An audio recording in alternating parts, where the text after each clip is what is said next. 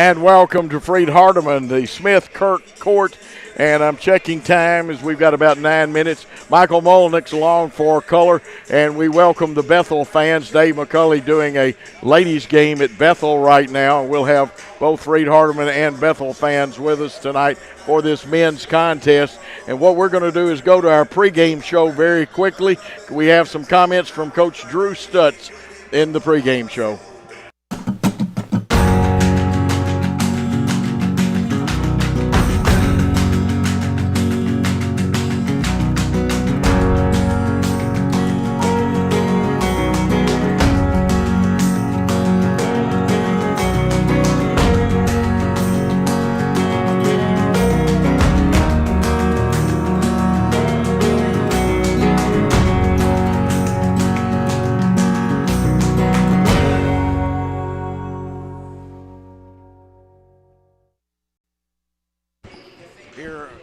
The Freed Hardeman pregame show. I have Coach Drew Stutz here. Coach, we'll talk about this game in a minute, but the very important game was played last Saturday. Defense, defense, defense. Tell me which game we're talking about. The Martin Methodist game. There have been so many games as of late. It's hard to keep up with who we played recently. No, Martin, just a couple days ago. We did a pretty good job defensively. We probably still gave up a couple baskets that we like not to. But, it was a good defensive effort. I mean, giving up 52 points is a good number for us. But, hoping to build on some of that and take it into tonight's game. Well, you forced, 17 turnovers, 29%. And, the team we're playing tonight, I'm tying the two games together. We needed the fire department to put them out the first time, but we did it against Martin Methodist, and Lucas stepped up. You got a big contribution. Cortland always does. Good team play, but down the stretch when Martin Methodist was trying to catch you, you snuffed them out. We did. No, it's been one of those seasons where it's a revolving door where you got pieces that you're trying to get in and out. So getting Luca back for Martin was nice, and then Hunter Skurlock as well is kind of coming along here as late, getting in shape and playing well. We're always trying to find guys for the right spots right now, as we're always having guys in and out for injury. But, something to build off of from Saturday for sure. And it doesn't have anything to do with Saturday, but it's nice to see John Moore here tonight. I actually, this is the first time I've seen him since he got back. So he got back today and had his ACL surgery a few weeks ago, and seems to be doing really good. I know he's excited to be here and be with the team. Now let's talk about tonight's game. Every game's important the rest of the year, but this one we got to keep pace. I think we're one game behind in the Martin Methodist for that, and that's an important step to move up, catch them. But the first time we played them at Bethel, I have an expression, they were hotter than a $2 pistol. I think they were 17 for 23, their first 23 shots. Closeouts obviously got to get better tonight. Sure. No, we played poorly at their place, and they played well. So credit to them for playing well and being prepared. We did not play very well last time we played them, and we hope tonight that we're prepared and play a much better game. A couple of keys that we need to really watch for, things we need to do to beat this Bethel team. Things we just talked about is being the aggressor, playing more of an attacking brand of basketball. Here's of late, I feel like we've kind of settled in. It's been a long year for these guys, but we got to get back to being attacking on both the offensive and defensive end. They're really strong in the paint. They got some big bodies. They offensive rebound the ball really well. So their points in the paint and controlling the shots that they're allowed to take will be a big part as well. Yeah, I know they rebound well. Our blockouts will have to be good. We'll have to be quick to the boards, and there's some individual matchups. One that a lot of people don't think about. You got two Humboldt guys that are going head-to-head. Jared Walker, who's really from Jackson, but his dad was principal at Humboldt High School. Yes, sir. And Cortland Martin. But it's not the individual battles. It's a team battle. It is. No, it's fun to see Court and Walker go at it a little bit. Those guys have played against each other now for, I guess this is the fourth year they've played against each other. So they always compete hard against each other. But obviously it's about FHU versus Bethel tonight. And we want to play good, clean team basketball tonight.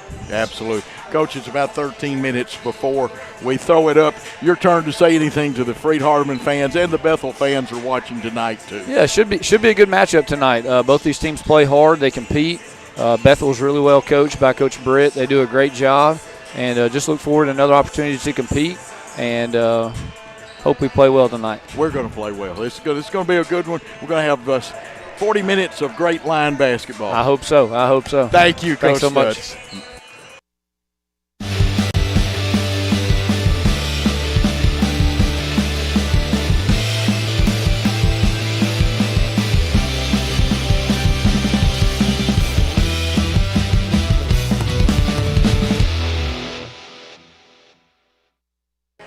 And welcome back to Smith Kirk Court after a great interview with Coach Drew Stutz. Got two fine coaches here tonight. Bethel University, we want to welcome all of their fans in. Of course, we want to welcome our Lion fans in for Lion basketball. Beside me, Michael Mullenix, one of the great color men in college basketball now, and he'll have a lot of comments.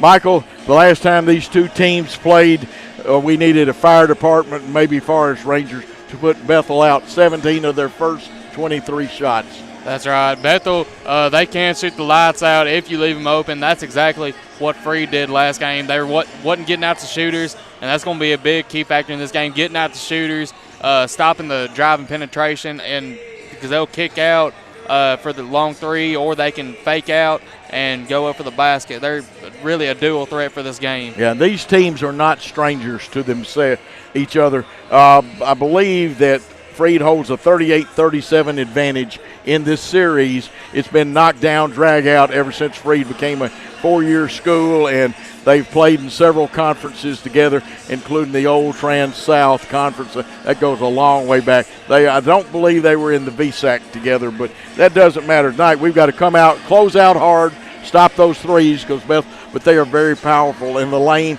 We must block out. We must rebound. We lost the rebound situation. Right. And for starting this game, they changed it up. They've changed it up a little bit since the last game, going with staying with Cortland Martin, John Musselwhite, and Wanye King. We see Jeremiah Alexander entering the lineup again, and Hunter Skurlock for the second straight game saw him start at Martin Methodist. Will start again this game, Coach. And Bethel, I don't believe we have their starters yet. Okay, let's look at what I've got tentatively. I've got Walker, Mayberry, Brown, Clements, and Rose as starters. And there's a battle. We want to look at the games inside of the games here. One of the games inside the game is Cortland Martin and Jared Walker. They both played together at Humboldt High School under Ron Abernathy, the former LSU assistant under Dale Brown. That's right. And both of these guys, like you said, well coached, and that's what led them to what has led them to great success here in the NAIA, Coach. Absolutely. There are other matchups, and again, as Michael pointed out and Coach Stutz talked about, we've changed the lineup just a little bit, and now we've got the horn. The teams will go to the side, and we will be picking up great camera work. We have one of the best camera crews, and our producer director of Worthy Road Studios is Paul Schultze, and we'll try to get scores from Diamond Dave for you Bethel fans that are watching. Ladies are off tonight, but Alyssa LeMay, before that we go to the she got another honor, second time she's been Player of the Week. That's right. That's 2 out of the past 3 weeks, according to what we saw on the Freed website today. And that's a very big accomplishment, especially in this conference, Coach. And it looks like it's almost time to go down to one of the great scorers tables. Let's do that. Tonight's matchup between the Wildcats of Bethel University and your Freed-Hardeman University Lions. Fans, at this time, we'd like to take this opportunity to encourage you to help everyone enjoy tonight's contest by being a true champion of character. By displaying respect and good sportsmanship, you can help create a positive environment for tonight's teams, officials, and fans. At this time, we ask that you please rise and gentlemen move your hats for a prayer to be led by Wayne Scott, followed by the playing of our country's national anthem. Let us pray. Our Father in heaven, we thank you for this day. We thank you for the many ways that you bless us every day. We're thankful tonight to be here to watch this game and see these young men compete, and pray that you'll be with both teams and the officials and keep them free from injury. Pray that you will help them have good attitudes, and pray that you'll be glorified as a result of us being here. We thank you for loving us and blessing us, and most of all, we thank you for Jesus. In his name we pray. Amen.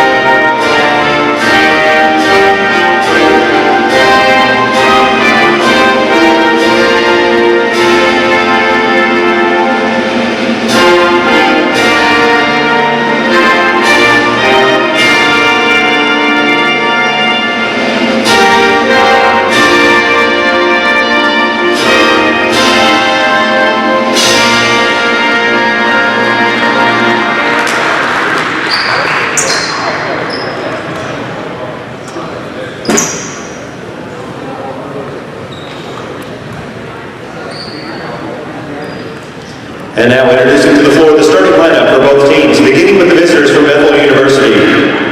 At guard, a 5'9" senior from Jackson, Tennessee, number 3, Jared Walker. At guard, a 6'5" senior from Dyer, Tennessee, number 10, Jamarius Mayberry. At guard, a 6'4" junior from Helena, Alabama, number 32, John Brown. At forward, a 6'7" sophomore from Clementsville, Tennessee, number 34, Chandler Clements. And at center, a 6'8" senior from Jackson, Tennessee, number 15, Cameron Rose. The Wildcats are coached by Jeff Britt in his 21st season. He's assisted by Aaron Johnson and Jonathan Stanley. And now, get on your feet and make some noise. Here are the starting 5 for your Freed-Hardeman University Lions.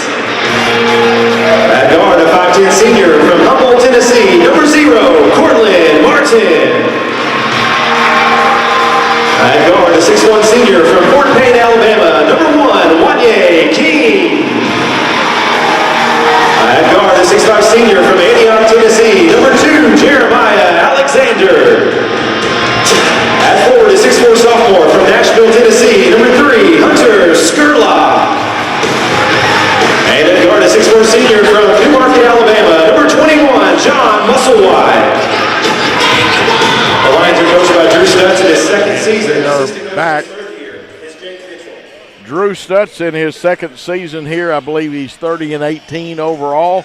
But Jeff Britt, 371 and 287. He's been at Bethel 21 years. And that's an incredible record right there, Coach. And I believe in that time, I believe they've been in 2 or 3 different conferences, I believe. Yes. And then with the conference that they're in today, and he's still able to have that record right there, that is truly remarkable, Coach. Bethel always plays hard. Coach Stutz has got our kids playing hard. He's building a great program here.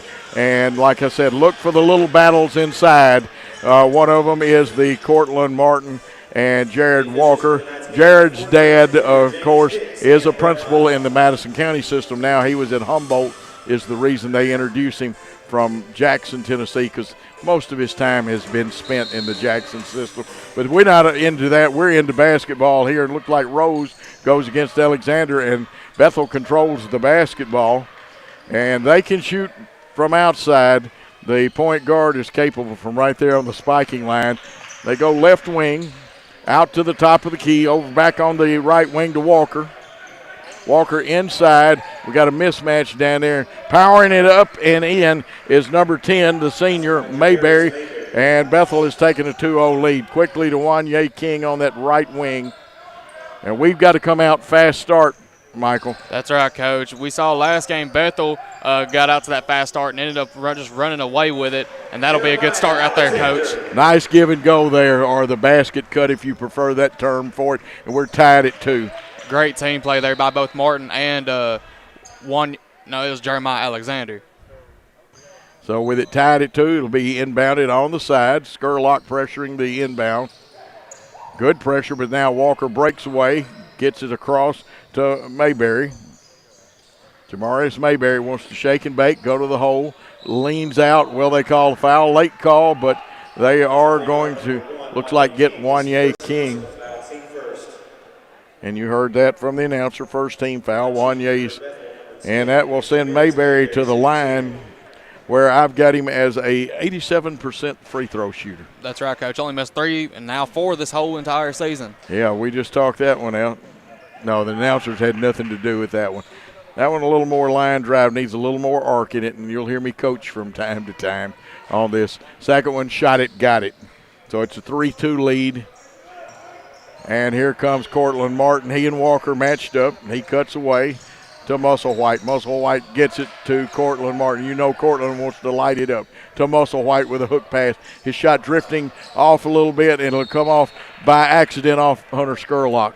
That's right. He was trying to go just under out there and try to knock the rebound loose, but unfortunately knocked it just right off of him, Coach. Well, again, out front, over to the left wing and feeding down low. This is Rose, and that is a strong young man right there, Cameron Rose. And I believe he is a senior. Yes, he is. And what's so interesting about, or impressive really, about this Bethel team. All 5 of these starters right here averaging double digits on the season is what I have, Coach. Yes, including their transfer, John Brown. Little dipsy-do layup. We don't get it, but getting it is Cortland Martin. Wanye King, NBA 3 up, NBA 3 down. We lead, or actually it's tied at 5. I forgot about so we're tied at 5, 2 and 5. And if you can stay even with this Bethel team, as streaky as they get, that's going to be a big thing here today, Coach. Mayberry goes to Rose, and he is strong. We get good defense then, picked up by Cortland Martin, who is picked up immediately. He gets it ahead to King. King down low. Alexander, he got bumped. Now they give him the call. And one, or the old-fashioned three-point play. It's good to see Alexander come out quick. That's right. We've seen here in the past few games he's kind of had a slow start to things, but luckily he picked it up last game against Martin Methodist, going out and getting 10 points in the 30-point win against Martin Methodist. I believe that was Saturday, Coach. It was Saturday, a great defensive win. We missed the free throw, though. Got to hit those tonight. 7-5, Freed Hardeman leads. Have played very good defense because the last time out it wasn't 7-5 at this point in the game. Here is Rose, skip pass, and there's a screen for Walker, and Walker misses the 3, and good block out and rebound. Jeremiah Alexander ahead to Musselwhite. Nice, safe pass, and I'm going to tell you what, Wanye King is out quick with 5. That's right, Coach, and if he can keep this up, I don't think Freed Hardeman will have any trouble today. Boy, you don't want to let Mayberry. He's already got 6 tonight. 9-8, we're up. Skurlock answers. Hunter Skurlock with his first points. And Skurlock, we saw him last game have a really outstanding performance. Believe he had 13 in the win against Martin Methodist, Coach. We double on Rose. He kicks out, the right thing to do. Driving is Mayberry. A little hesitation. That young man is very strong. He's having a big quarter. He's got 8 of their 10 points. Rose has the others. NBA 3 up off the back of the iron. Rebound, though, Wanye King. That's his second rebound. Cortland wanted it. Nice thinking on his part to tip it away like that. Here goes Alexander. His jump hook rattles in, out, and back in, and he's got 6 points. You almost have to call the fire department here on Freed Hardeman, Coach, but I believe we'll wait to do that after the game. We are shooting over 60%. That I know. We were shooting 60 before that shot. Long shot misses. Here's Wanye King with his 3rd rebound, bursting out of there. Gets it back. Now he wanted to wheel and deal. Drives to the hole. Nice little bounce pass, and he gets it back. And Wanye King has 7 points, and Bethel needs a timeout. And with the score, Freed Hardeman 16 and Bethel 10. Let's take a timeout on the Freed Hardeman Basketball Network. My name is Clay Leonard. I preach for the Church of Christ in Paris, Kentucky, and I'm a student in the Graduate School of Theology at Freed Hardeman. I think the quality of scholarship at Freed Hardeman, as well as the camaraderie that is shared between the students and the professors, sets Freed Hardeman apart. I'm already using my degree in so many ways as I preach, and I hope that it will continue to challenge me to be the best student that I can and the best preacher that I can.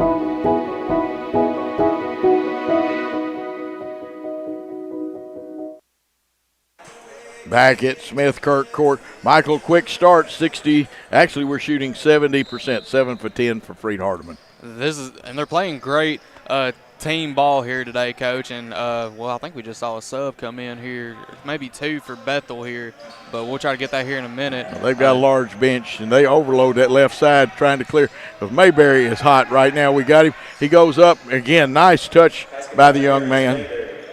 And I'm going to tell you what, now he is very good. He's got 3 twos, a 3, and 1 out of 2 from the free throw line so far. 16-12 the score. We want to get some breathing margin. Here is Cortland Martin's running one-hander. And Martin on the scoreboard. His teammates really helping him out today. Usually he gets off to the hot start first, but his teammates are really helping him out here today, Coach. Luca's in there, and that helps because there's no way you shot that one over him. But from outside, and there he goes again. That is Jamarius Mayberry again. No, that was, 32? That was Mayberry, I Oh, believe. it was Mayberry. Okay, I am right to begin with. We lose the ball on a turnover. McLaren was in there then. And let's see who else. Silas Clark in. See if we can pick up the Bethel subs. I believe John Brown has come back in the ballgame. He's a transfer to their program and averaging 13.1 points a game. And we just saw Lazarick. No, I don't believe that's Lazarick Hill, but Well, that one's on the floor of the foul. They'll get McLaren. Too many hands that time. Team second, McLaren's first. Of course, Riley from Eagleville, which is a single-A basketball power in Middle Tennessee. that's right. And that Eagleville, over 2,000 points scored in his high school career, as well as a Mr. Basketball award added to that as well. Good pressure, and then we release them when they get out about the volleyball team spiking line. Ball on the left wing. There's the skip after they try to pick off one of our guys. They try the little scoop pass. They got it back, but we had it defended. That time it's just a nice shot. That's 22 right there. I believe it's Isaac Rankhorn, the freshman out of Montgomery Central there, Coach. I've got to get – I only had part of his name in my book then. To the left wing, Silas Clark drives. Luca got it about 14 away. Now he's going to set a screen as he gives it off. And the no-look pass kind of goes out of bounds. Good idea by Clark, but you have to be looking when you pass that ball because Bethel's defense is really they're really pressuring here today, Coach. They are aggressive.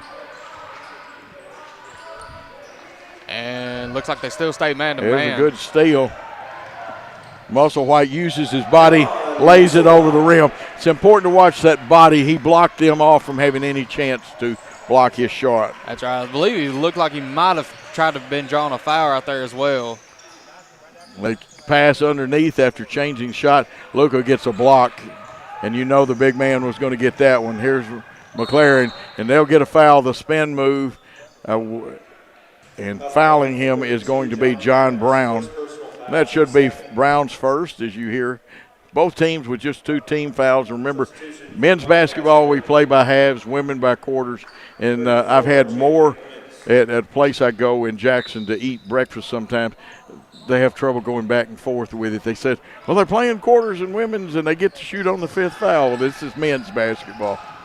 Running one-hander, and that is Cortland Martin's shot tonight, Michael. That's right. And you really don't see anybody in college basketball do it any better than he does, just a running floater.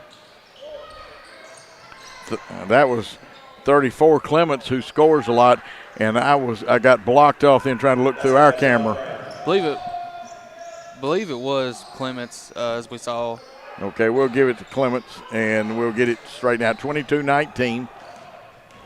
Coming down the floor with the basketball. It's Bethel. They move it around the horn. This is Clements, and he's a good shooter. Yeah, he is very good. Chandler Clements ties this thing up at 22. It's now been tied 3 times. And this is going to be an offensive game. Running one-hander again, and that's 3 running one-handers by Cortland Martin. And they might have to. I mean, Cortland Martin, he's a dual threat anywhere. He can shoot from outside, and he can do that running floater. He can take you to the hole. They go into the high post, screen down, and curl around the high post. Action back out on the floor. That's Neely with the ball. And the turnover, it belongs to Freed Hardeman. A great defense there by McLaren, forcing that ball away from Rankhorn. And that's going to be a big thing here, forcing turnovers and taking advantage of those turnovers. Bethel, I don't believe they're averaging a lot of turnovers this year, but we still need to take advantage of those turnovers when the time comes. Absolutely. We get a high screen by Musselwhite. He steps out, wants the 3, a little deep off the back of the iron. Rebound fought for, and sneaking in there is Silas Clark. He just kind of stole that one. That's right. McLaren just saved it right there, and that was just perfect placement there on the save for McLaren. It's a 4-point line lead. And again, a very talented young man is Chandler Clements with the points, and he faced up on the basket. Clements averages 18.5 a game. Musselwhite starts in, kicks off. Here's McLaren. He wants to go, but kicks out left side Clark. Musselwhite, NBA 3, just short. It was straight enough. But Walker with the basketball, motoring down the floor, wants to pull up, kicks out. Don't leave Clements open. Because you know what happens if you do that? They take the lead. That's right. And we're going to take a timeout and talk about our defense and a couple of things that we're doing. While Freed Hardeman takes a timeout, we're going to take a timeout on the Freed Hardeman Basketball Network. The reason why I pursued my BSN in nursing is because I wanted to give back to the community.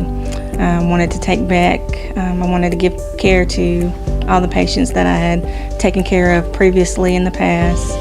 I wanted to gain more experience and education. Freed Hardeman is local here in Dixon, Tennessee.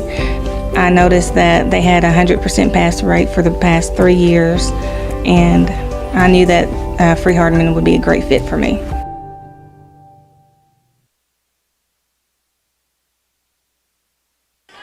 And we are back where Bethel has come back and taken the lead at 27-26. Michael, some things you've seen it, and we'll correct it. It is a media timeout. They start with 6, but they still take them all. Both teams will have media timeouts taken as far as that's concerned. What's your thoughts up to this point? The offense has been great so far. We're taking things to the basket. We're playing great team basketball here today. And now the only thing we need to just to set our minds on right now is the defense. Clements, both Clements and Mayberry is just lighting it up here today. Clements has gotten, I believe, their last 5, 6, 7 points, Coach. So we're really going to have to put a hand on him as well as Mayberry, which I think they just put Mayberry back out there, Coach. We're shooting 70%, but they're shooting 68%. Barn burner. Here we go. Agbada into the ball game. Francis Agbada passes off. Wanye King's shot drifts a little bit. Chandler Clements with a rebound. Quickly to Jared Walker. Back to Clements, who's capable of hitting that shot, but they go around the horn to the left baseline, fade inside to the big man Rose. He just muscles his way up there. That's right. His 4th point. And it almost looked like they were like in a little zone defense right there, Coach. We'll check that out the next trip down. Always watch for cutters. If they send somebody through and nobody follows them, you know they're in the zone. Bethel tips it away. The kick out to Walker. Walker gives it to a streaking young man coming down the floor. And Logan Bonds gets his first rebound. And if you're Freed Hardeman, you need a basket right here, down 3. Which I believe we were up at one time by 6 or 7 points, so we really need to get this game tied back up here, Coach. Yeah, I hear the whistle. Wanye King shoots it, but they got a blocking foul, and that's on Jeremiah Alexander. That'll be our team 3rd, but we're a long way. 10-18 to go. Lions trail by 3. At this point, though, we were down a lot more than 3 at Bethel. That's right, and they're doing a great job. It is a 1-2-2 zone. Some people call it a spearhead zone. Let's see if they play it with the point drop or regular 1-2-2 slides. Off the iron, no good, and flipped up by Walker, and Bethel comes up with that's McKinney. McKinney wants a 3. McKinney's got a 3. And McKinney on the season averaging 7.5 points a game, so he can be a really good key factor here for Bethel as well. Yeah, almost halfway to his average on one shot. Logan Bonds wanted help. Here's Alexander.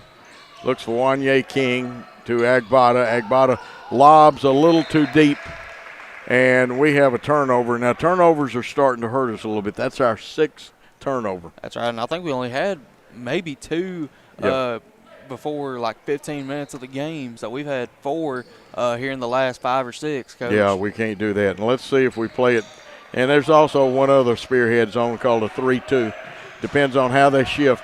If Wanye King drops, it's a 1-2-2. I can tell you that. That's now, right. There's little things you need to watch on this. Shot up and no good. Rebound fought for. Agbada slipped, and hopefully he didn't hurt himself. We've got the basketball. Hunter Skurlock, that's goaltending, and so Skurlock will get the points on that one. That will be his 5th point.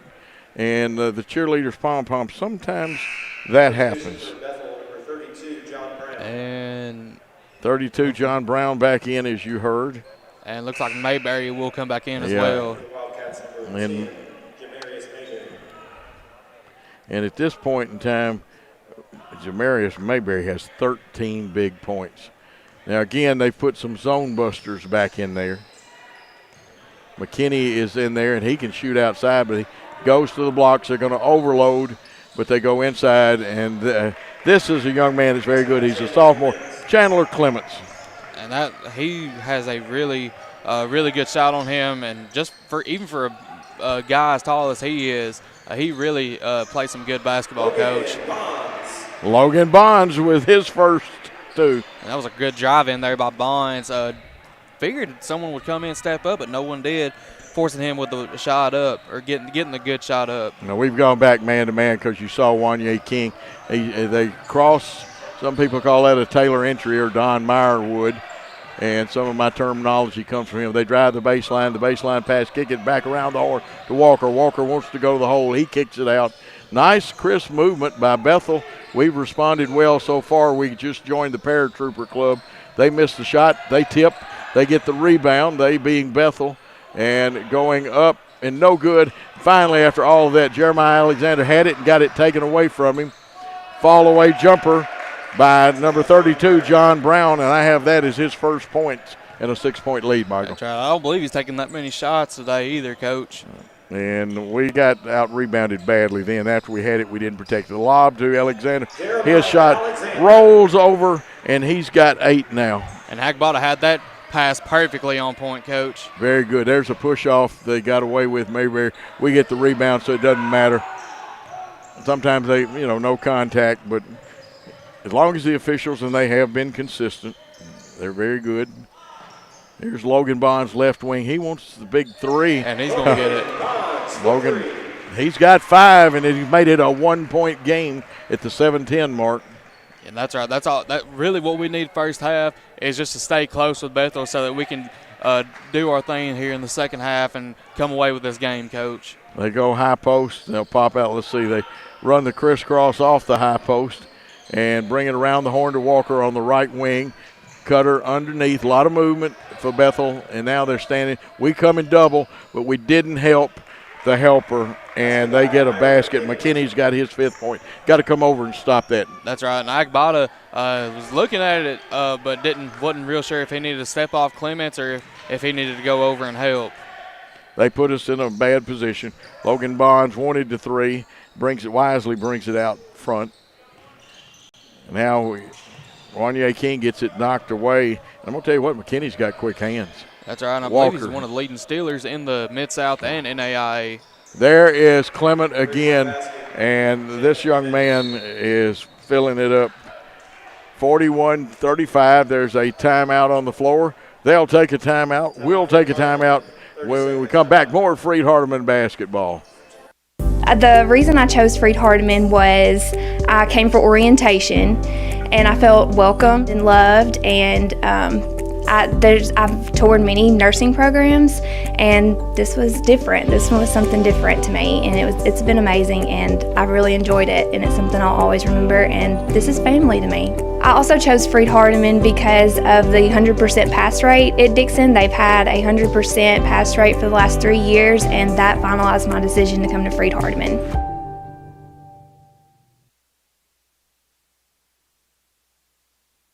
We are back, and we want to correct something. John Brown, I believe, has 4 points, and we will give you Clement's total. Clements, I believe, has 12 officially. And like we said before this game, Bethel's going to play some good team basketball with 5 players that they have scoring in double figures, at least averaging in double figures. It's going to be a really good game, Coach. Nice pass to Luca, but he misses that one, and he knows he did. He wants to make up for it. Here is the drive. Nice fall-away jumper, and that is very smooth by John Brown. He's got 6 now in the contest. It looked like Musselwhite did tip that a little bit, but still managed to go in there. Both teams playing very hard, a lot of offense. There's the flush, as Dick Vitale might say, the dipsy-do dunkaroo. I hate quoting Dick Vitale sometimes. And sometimes that's just what it is, Coach. Sometimes. And we'll get a foul on that with Luka Filipovic with the basket. and they're going to get Clark with it, Coach. Silas Clark with a foul. 4 team fouls. Well, we're having a lot of timeouts here. Tell you what, we'll keep it through here and get your thoughts about what is happening in this contest so far, with it 43-37 in Bethel's favor.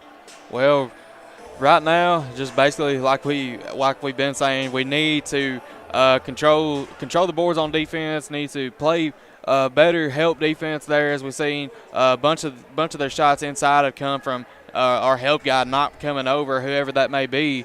And we need to get out to shooters, especially in this game. Both Clements and Mayberry, both are already in double figures, like you said to me earlier, Coach. Yeah, help the helper, but you got to rotate once you help the helper. And we're helping, but we're not helping the helper enough. And then our rotation is a little slow getting out of there. That's right. And Bethel fans, I'm trying to get right now, they're doing men's score, though, on the DAC stats. And we'll have free throws shot when we come back out. And like you said on the rotation, that's where communication plays a big part in the game of basketball, Coach. Being able to know that your teammates got your back when you go over to help somebody else, Coach. And that's going to be a big key factor here for Freed-Hardeman coming into this last part here of the first half.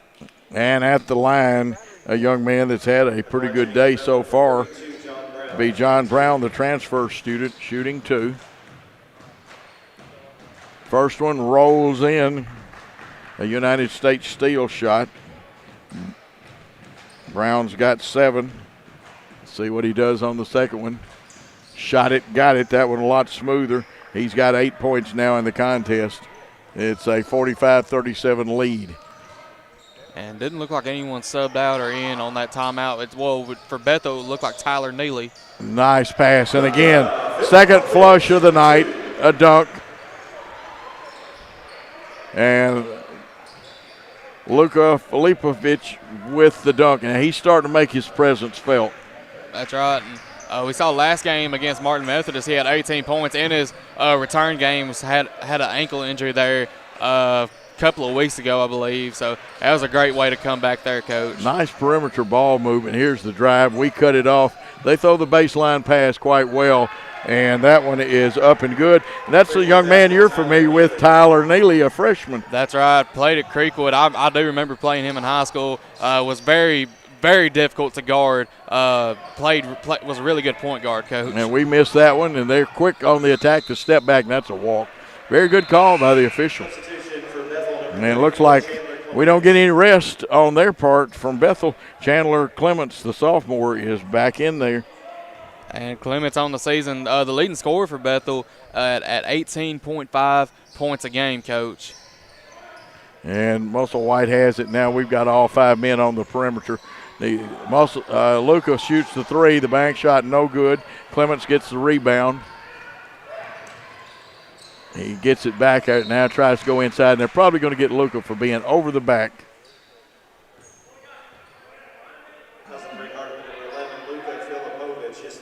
And, I believe that's what it is. And we just seen a sub come in. Filipovic is going to go out, and they're going to bring in Francis Agbada. Yeah, because they got the big man Rose in there that they can post up.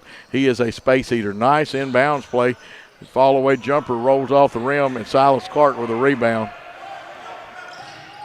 There's the cutter, McLaren. He gives off to Agbada. Agbada just muscles it in for his first 2, and it's a 7-point lead. I believe he was looking for a foul. It did kind of look like he got bumped a little bit there underneath on the basket, Coach. And we sure would have taken it because he's a pretty good free throw shooter. Nice. Watch the post action. Good fighting action. It's legal, but I like to see Rose and Agbada. They're going at it. Rose had a step, but he didn't want to go baseline with it. That's right, because Cortland Martin was right there ready to take that thing away, and that's how we just got the ball back, Coach. And they turn it over.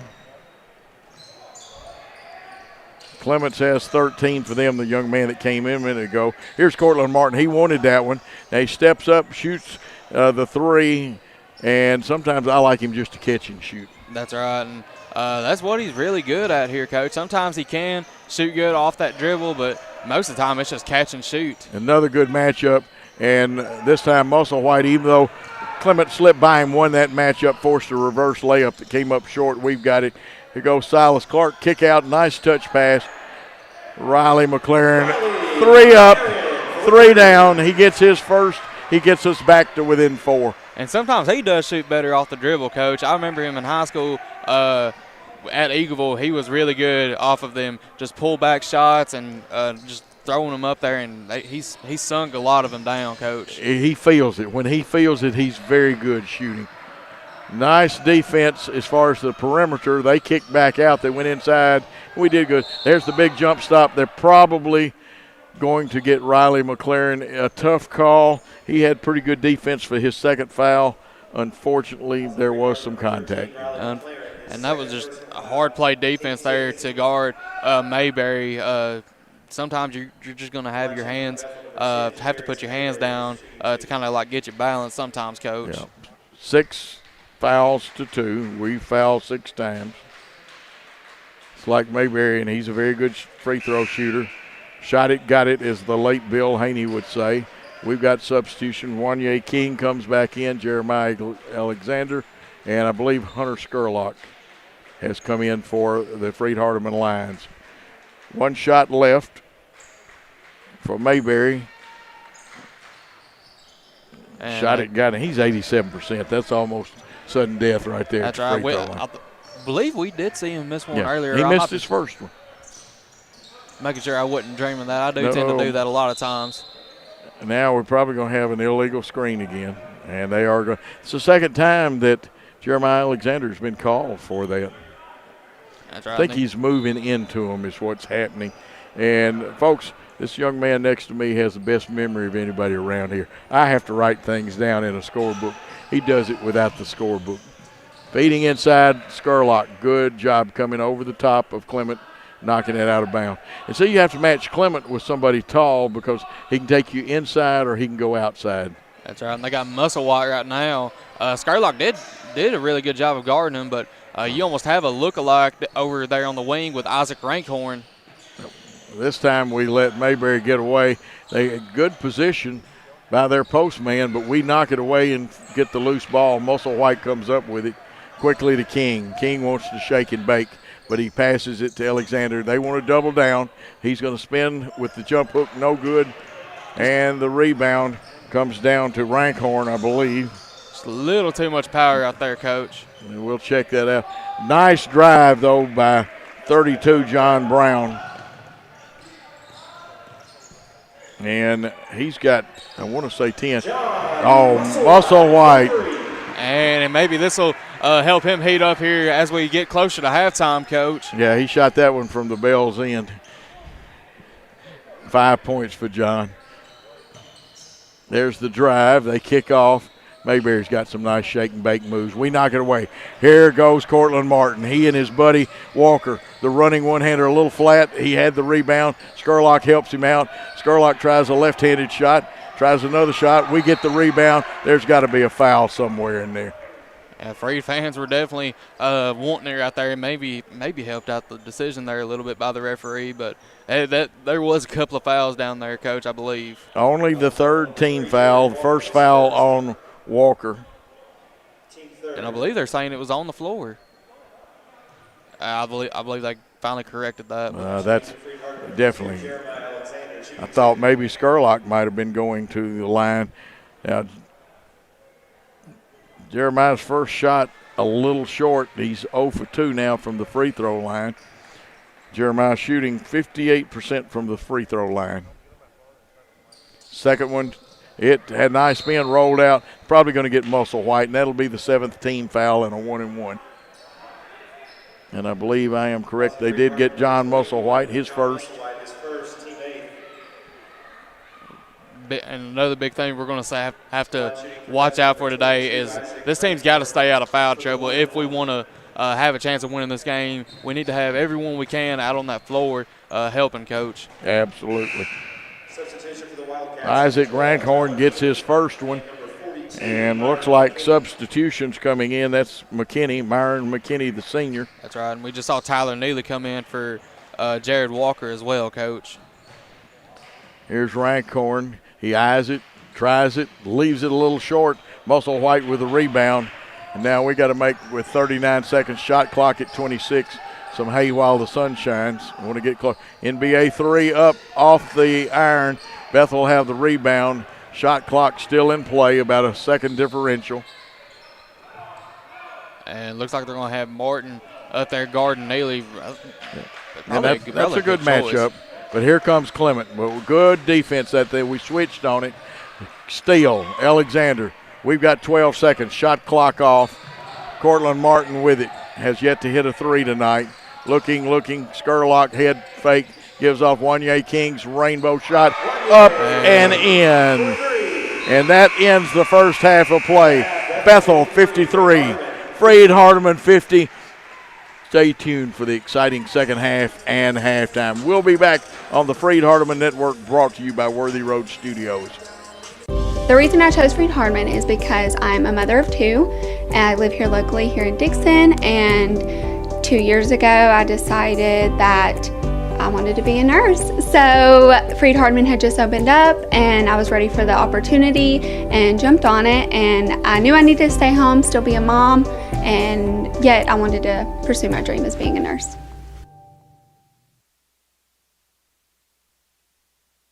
We welcome you to Freed Hardeman College. It is the purpose of our college to provide for the fourfold development of our youth: the spiritual, the intellectual, the social, and the physical. We strive to teach our students how to live and how to make a living. Thank you for helping celebrate a story 150 years in the making. A story that's been written by thousands of individuals during different seasons of their lives. A story of faith, scholarship, service, achievements, and lifelong friendships, all for God's glory. As they have for decades, prospective students dream about joining the FHU family to create a future centered on His glory. In the early 1900s, students such as Clifford Paul Rowland came by train to Henderson. It took him all day to make the 36-mile trip to his college home. When he got off the train on Front Street, he walked to a boarding house, where one of his tasks was building the early morning fire. C.P. Rowland completed his education and gave his life to this institution through his work. This fall, another of his great-grandsons enrolled as a freshman. Today, current students gather in Henderson, Memphis, and Dixon to develop their gifts for His glory. They share those gifts with others. They raise funds for families in need, share time with senior citizens and children, travel on mission trips, entertain with music and theater, and inspire through their art. Using their minds for His glory, students receive a diverse education from expert faculty. Whether studying online, gleaning wisdom from alumni like John and Rosemary Brown, or making memories while learning and applying skills around the world, students begin a career or enter graduate school with competence. As student athletes challenge themselves in the classroom and in regional and national competitions, they use their strength for His glory. Competition? Yes.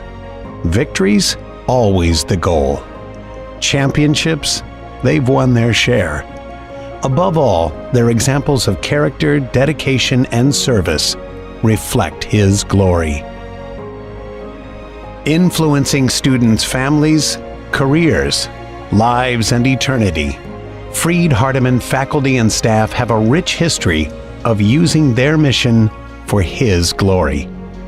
While they provide expertise in their designated fields, they also see their work as a higher calling. And for 150 years, they have served their students as mentors, encouragers, and friends for life.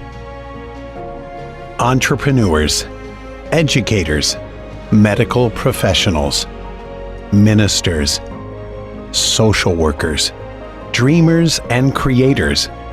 Whatever career they follow, Freed Hardeman alumni make the world better, serving church, family, and global neighbors.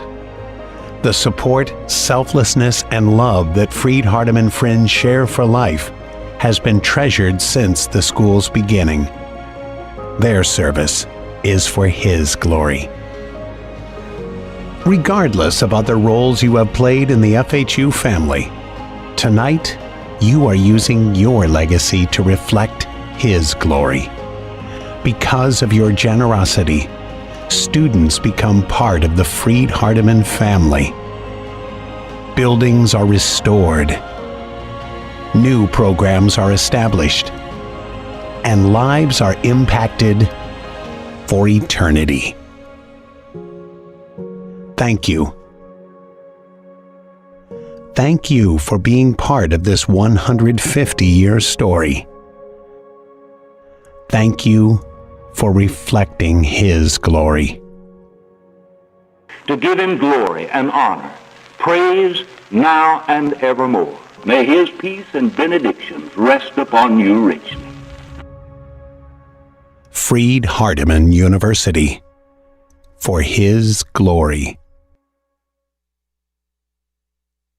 Hello, I'm Sharon Cypress, Dean of the College of Education and Behavioral Sciences at Freed Hardeman University. At FHU, we offer you the opportunity to earn graduate degrees through programs that are convenient, flexible, and affordable. If you want to gain additional certifications to grow your career or advance into leadership positions, give FHU a closer look. Listen to what our graduates have to say about their FHU experience.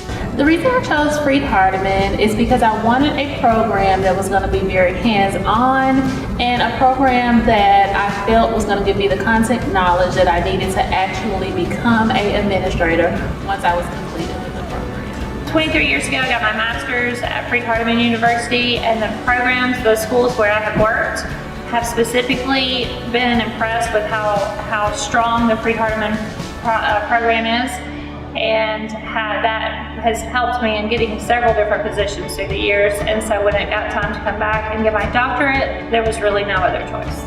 I just developed a great rapport with the professors and all the instructors, and they just really had a personal interest in your education there, and it was small knit, like a family, like being at home. So that's just why I chose FHU.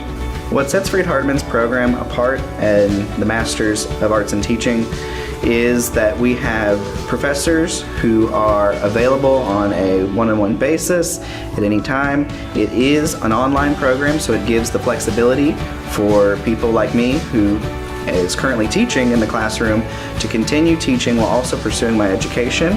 And it's in a Christian environment where I know that not only do my teachers have my educational goals, but they also have the heart of Christ and making sure they're representing Christian values in education as role models.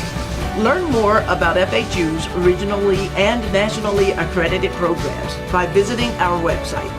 Or, better yet, visit us in Henderson or Memphis and meet our caring, fully credentialed, and classroom-tested faculty. We wish you all the best in your educational endeavors.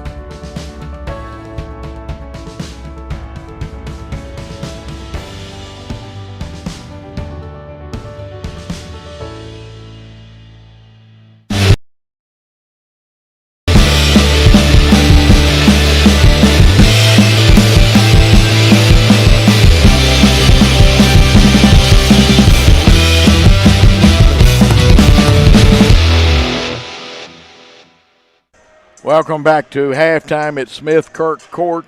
Michael Molnix will have the halftime stats for you. So take it away, Michael. Well, on the game for Bethel, we see 58% shooting 20 of 34 from the field.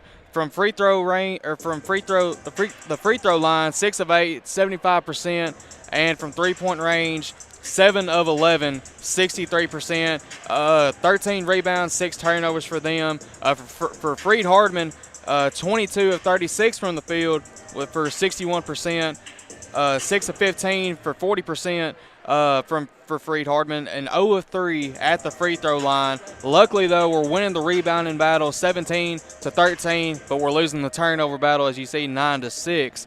The biggest key thing you see here for Bethel, they had 3 players in double digits. Very, very unusual to see here in a college game, but that's usually what Bethel's used to seeing, as we've seen this season. They're a high-scoring team. They play good team basketball.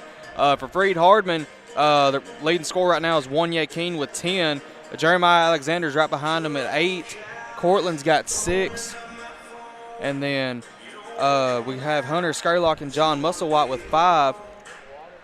And then Filipovich has 4. McLaren with 3.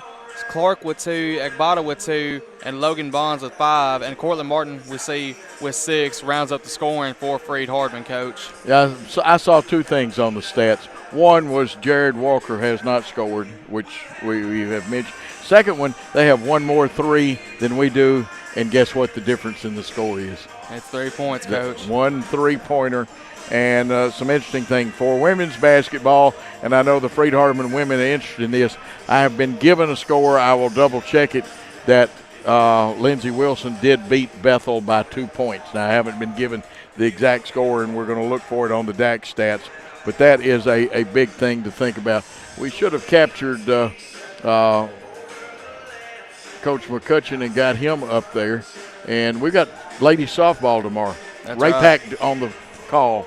That's right. That's going to be a really great game to see. Haven't really kept up that much with softball or the baseball team, just because we've been focused on basketball, really. But I do believe that the softball and baseball programs here at Freed are going to have a tremendous season, even in the new conference that they're in, the real new and tough conference that they're in, Coach. But this is going to be a great season here, great year for Freed-Hardman athletics, Coach. Well, I think that they've got – Coach Humphrey's got pitching. He's got some hitters being helped by our good friend David Wade, who does do color sometimes with me and other sports. And they've got a good team. We were looking forward to the first home games Friday for the baseball team. You and I were going to do those games, but the weather's probably, well, there's no probably about it. We will not be playing on Friday and Saturday. That's right. It's going to be just a little bit chilly to play. I believe maybe the high might be 28 that day is what I've been hearing. On Saturday, 28 is the high. I would hate to be pitching. Now, I like to pitch in cold weather when I pitch. Not that cold of weather. No, And I believe the bats do kind of get messed up when you do hit in cold weather, especially that cold of weather. That and chance of snow, really. I believe it's going to be hard to find the baseball out in the middle of the snow, Coach, unless you put it, throw it in some mud first. Absolutely. I was hoping that we might have a chance tonight, but with only 3 minutes, get a word in with either Coach Humphrey or Coach Estes, both fine. Of course, Coach Humphreys doubles as the volleyball coach, and we have volleyball this spring too. That's right. That's going to be, I believe the volleyball team's supposed to be really outstanding as well this year. I've had some really good seasons here in the past, led by Coach Humphrey. And then softball the same way, led by Coach Humphrey. They've been to, I believe, a couple of World Series here in the past couple of years. And then baseball, they've been to the World Series the last 2 years as well. So like we said, Freed-Hardman athletics is really booming here. With new conference, I believe that Freed-Hardman is going to have some great success here in the next few years, Coach. We really are, and hopefully we'll expand next year and get some. Now, in women's basketball, we know Campbellsville has beaten Georgetown 87-7. Martin Methodist over Life 101-62. This is women's basketball. And again, we're still looking for the confirmation on that Bethel and Lindsey Wilson score, but we were given notice that Bethel had lost, which helps the Freed women. That's right. And we got a couple of things we need to mention. You've got some basketball. Well, actually, I'll let you do it. We got players of the week in several sports. That's right. First for girls basketball, Alyssa LeMay, for the second time in the past 3 weeks, has won the Mid-South Conference Player of the Week. And she kind of topped that performance off with a 30-point game at Martin Methodist this past Saturday. And then for baseball, Jacob Sawyer's named Mid-South Conference Pitcher of the Week, had a really outstanding performance in Louisiana this past week, Coach. And, of course, we've got a first baseman that people need to come and see play. He's got depending on how you want to do his stats, we know he's got 46 home runs, and I think it just passed by. It looked like Lindsey Wilson did win 78-76 in that women's game. You need to come and see Brother Seals hit the baseball out of the ballpark. Right. I believe broke the home run record his sophomore year, Coach. Yeah. Didn't Chuck Box at one time hold that record? I believe so. He And I coached here for a while. believe so, and I believe that Josh Sears was the one that broke it, Coach. And I know that Jim Carter, who we saw introduced into the Hall of Fame earlier in the year, back in November, I believe it was. Jim also had an outstanding home run record, but Joshua Seals is definitely a pro prospect. That's right, and they, like we said, they had a 4-game stretch there in Louisiana. Came out with 3 home runs, I believe, Coach. Absolutely. And I promised Dave McCulley I'd mention this. We miss Dave. I know their fans wish he was here doing the ball game. He had to do the women's game. Dave wants Bethel fans to know that they do have a football game Friday. I believe it's at Campbellsville. It's strange to have spring football, but NAI is playing their football in the spring.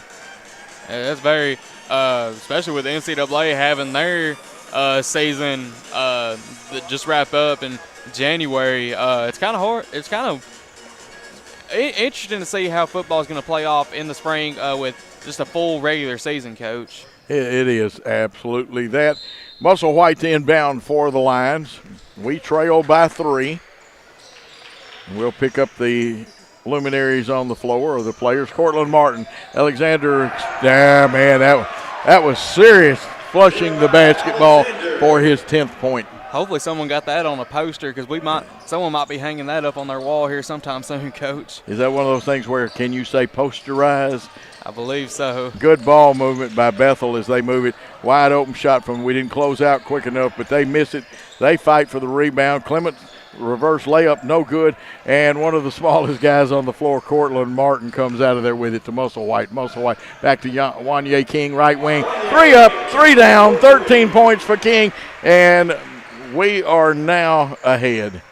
And 5-0 run in the first 40 seconds, Coach. That's going to be big here coming out in the next few half. Oh, me. Interesting. Where's the replay? John Musselwhite says, Mr. Ref, I thought I had it clean. That's right. And Coach Stutz probably wishing he had that challenge flag like they do in the NFL and college football, I believe. Mayberry, the 87% free throw shooter with 15 points, goes to the line. He shot it, got it. He is a very good player. Jamarius Mayberry, he's a senior. That's right. And a lot of people have to guard him, be glad to see him graduate. That's right. And that free throw miss, this he unusual. got 16. He got 2 misses tonight. That's very unusual, Coach. Very unusual. Walker and Cortland Martin, the Humboldt connection. Musselwhite gets knocked down, no call, but they may get Mayberry. And the reason I say may, you never know, and that's what it is. That's Mayberry's, his first, team first. Cortland Martin, who has 6, hasn't been to the free throw line tonight, will be there. And Coach Stutz kind of, he's asking about why there was no foul on that screen. Shot it, got it, Cortland Martin. Got 7. And on the season, Martin, one of the better free throw shooters for this Lions team, 83%, like you said, Coach. Yeah, he's almost sudden death there at the free throw line. Shot it, got it on the second one, 8 points, and we have a 3-point lead. Player-to-player defense or man-to-man, you can say, in men's basketball. Low pass, but Mayberry's hands picked it up well. Good post battle down there, Alexander, and now a timeout is going to be called by Bethel, and probably a good timeout for them as Jeff Britt wants to talk it over with his team. We'll keep it here for a minute. Okay, we opened up quick. Do you like our start? I do like the start. Great defense, great offense. Really, they've only scored 1 point, and that was just off of a questionable block or a foul call there on John Musselwhite. But they're really coming out with a strong defense.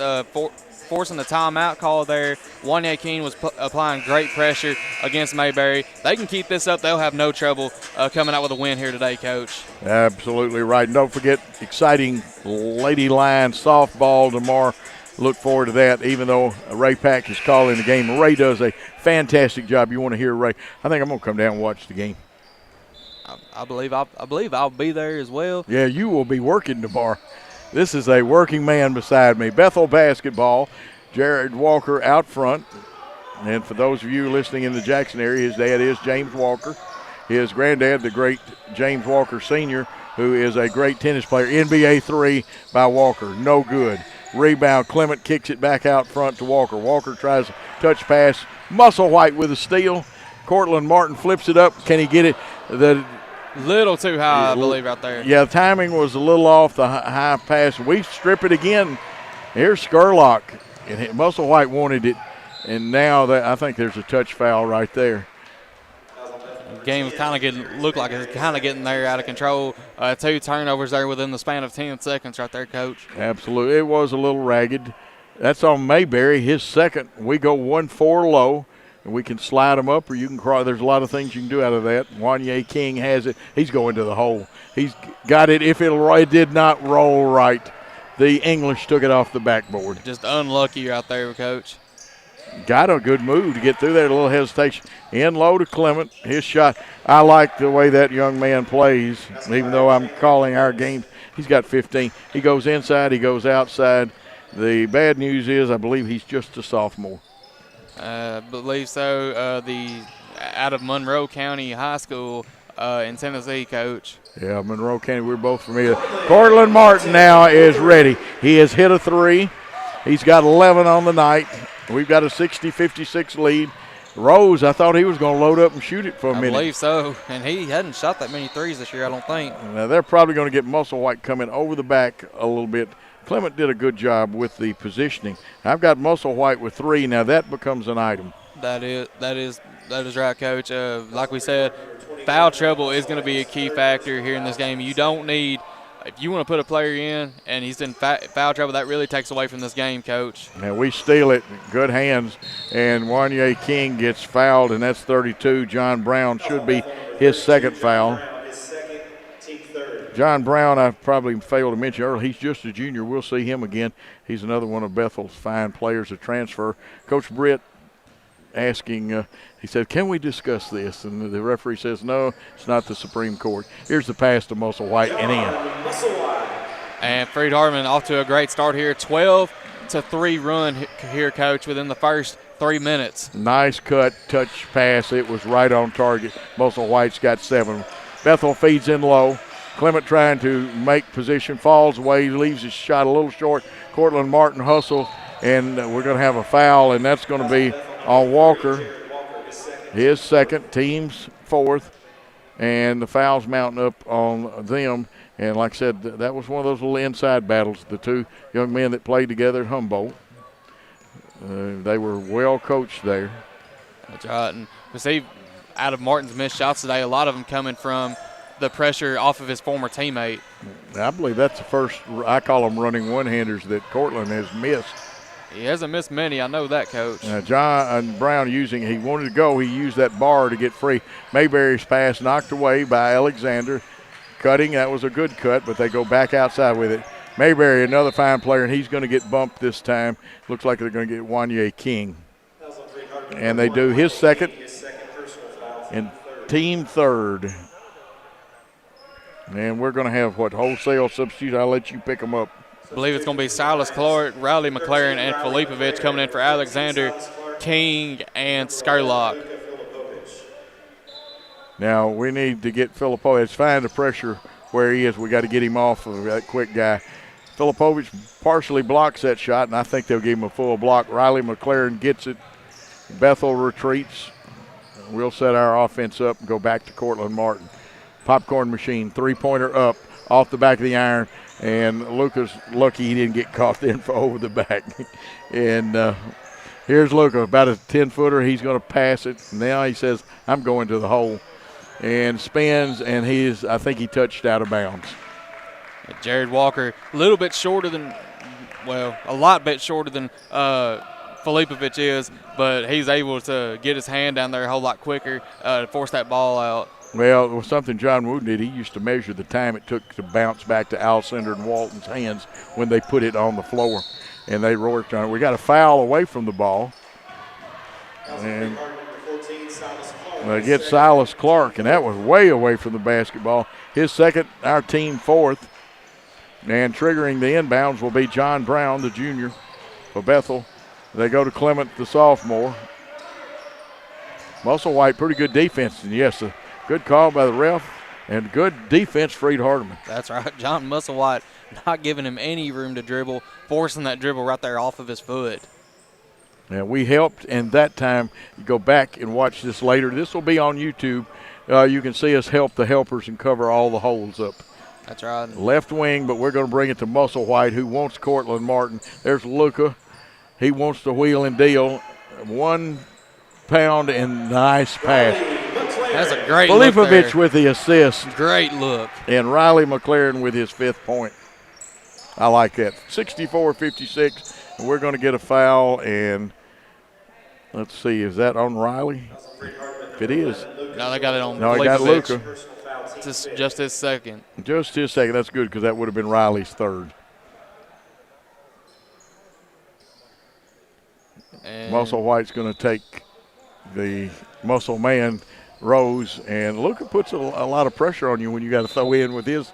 He's got a great long stretch there. That's right. You can't pass it inside, and he makes it very hard to pass it to the outside when they face guard the guy in the corner out there, Coach. So you almost have to throw a high arching shot and almost got to throw it out of bounds, or not out of bounds, but past half court. Now we got to switch on this one. Walker kicks it off. Shot going up and good, and that's John Brown. I've got him with 12, and that cuts into our lead. It's a 6-point lead. That's right. One of the, as we saw at the half, one of the double-digit scores there for Freed Hardeman. Skip pass to Riley McLaren. There's the baseline runner, Clark, but McLaren goes left-handed, goes up and uses his body. Notice how he protected the basketball, and he's got 4 in this half and 7 in the game. That was just a great take there by McLaren. You couldn't have drew that up any better, Coach. Rose with good hands comes back, and you got to give that young man credit for his 6 point. Clark came over, actually knocked it away. He recovered it and made a nice move. He likes going to his left, evidently. McLaren 3 up, 3 down. And he is heating up here, Coach. Man, that looked like the Eagleville Riley McLaren. That's right. He could pull up actually from as the Lion logo, which at Eagleville it is the Eagle logo, but he could pull it up from anywhere, Coach. Euro step up and in, and that is the first basket by a very fine player, Jared Walker. That's very unusual, too, as we've seen this season, averaging 11.3 points a game, Coach. Yeah, and he's a 48% shooter from the field, 41 from 3. Left-handed shot just missed. It was straight enough. Rose gets the rebound for the Bethel Wildcats. We retreat quite well. Bethel will go 4 out, 1 under. Here's the drive. Brown's doubled. Nice bounce pass. See, we were late then, but we got a break. Musselwhite with a rebound. Cortland Martin has it ever present on the floor. Kicks it off, and that was nice. That was really nice. Assist, Cortland Martin, but McLaren. I've got him with 9 just in the half, not counting his 3 from the first half.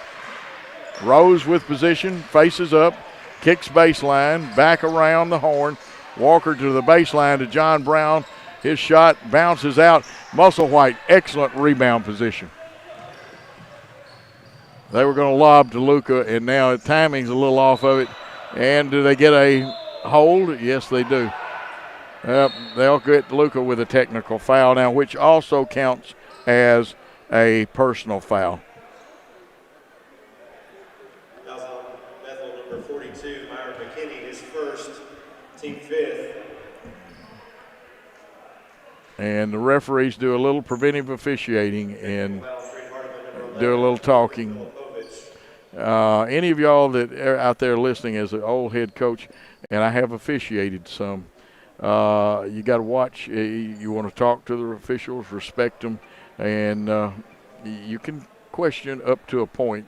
It's better when the team captain questions them. But that's right. Anyway, we've got to, and we'll have a technical foul. So, and they're talking about how we're going to administer that. I think what will happen, and I forgot in college which way the administration of it goes. So we'll let the referees play it out. They did a good job, and obviously after the technical, Bethel will get the basketball when it's administered.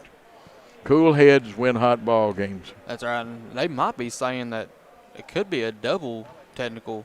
It possibly could. They will, like I said, I like the way this crew talked about it.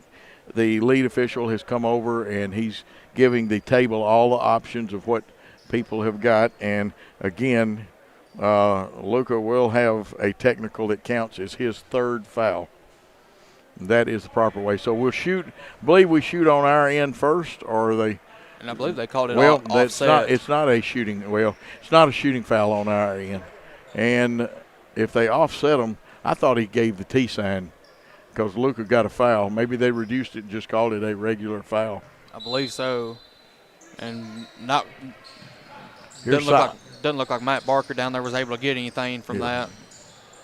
And it's a good job by Silas Clark get open. We bring it around with some nifty passing, but Bethel recovered and knocked it out of bounds to stop what could have been a basket.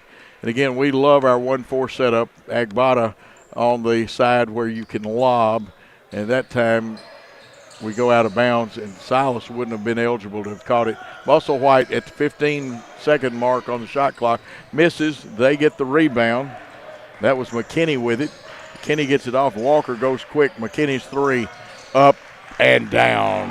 Yeah, this game really starting to get a little bit too physical right here, Coach. Yeah. See them kind of bumping each other maybe a little bit too much out there as we've seen. Yeah. We're getting some hand checking, and we're a little bit hard in there. Agbata, they makes them pull it up. He lost it. But, again, second one, the three. That time no knee bend.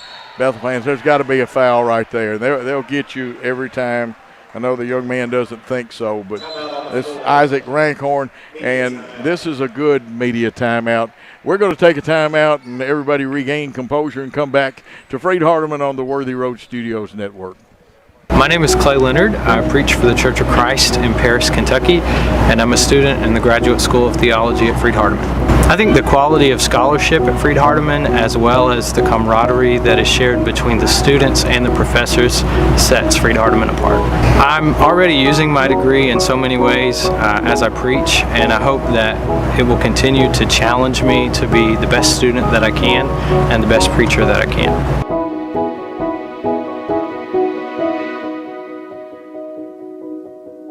And we are back here, 71-65. We've had a little bit of everything. We're upstairs, so we really didn't get an explanation of what happened when Luca kind of flipped the basketball back.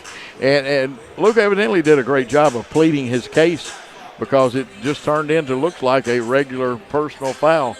I believe so, and it could have been a double technical. It could have been, and then the possession error takes over. That's right, and we do see right there. I believe we did have possession. No, I believe Bethel did have possession. Well, we got possession down here's the reason we got the ball. Now that's the reason the arrow is not flipped in our direction because the next one goes to Bethel. You were right on though. They canceled each other out. I see Musselwhite going to shoot here. Bethel already in the bonus here early in the half. And that's a man you like to have at the free throw line. John Musselwhite shot it, got it. He's got 8, trying for 9 right here. It's his first time at the free throw line tonight. John gets it, second one, shot it, got it. He's from Alabama. Here comes Jeremiah Alexander from Antioch, Tennessee. That's right. I believe it was Antioch High School, if I'm not mistaken. Now, don't quote me on that. There is a few schools in Antioch too, Coach. Oh, yeah, and Good Pasture's not far from there either. There's a nice tip ball as Wanye King got into the passing lane. And we'll check on Brother Jeremiah Alexander. Yeah, it just says Antioch, Tennessee, transferred here from Arkansas, Monticello. That's right. He did transfer here with Wanye King as well from Fort Payne, Alabama. Around the horn, good movement by Bethel. McKinney's pass kicks it out to Walker. Walker won it. Now that time, a little bit hard in the angle, trying to get the ball into Terrell Brown, the senior that was posting up. and he'll go out of the ball game. And here comes the ever dangerous Clements back into the ball game. Chandler Clements, he averages 18, and he is having a night. I've got him with 15 so far. Alexander, they may get a charge on him. Yes. Credit card time. MasterCard or Visa will be accepted by the scorers table.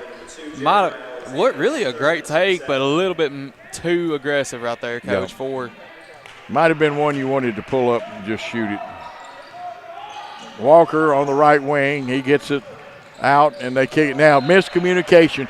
We're going back door. That's Bethel. Myron McKinney's going back door, and the passer, Rankhorn, read it wrong. That's not a bad mistake. It's an aggressive, trying to score mistake. Here's King to Alexander.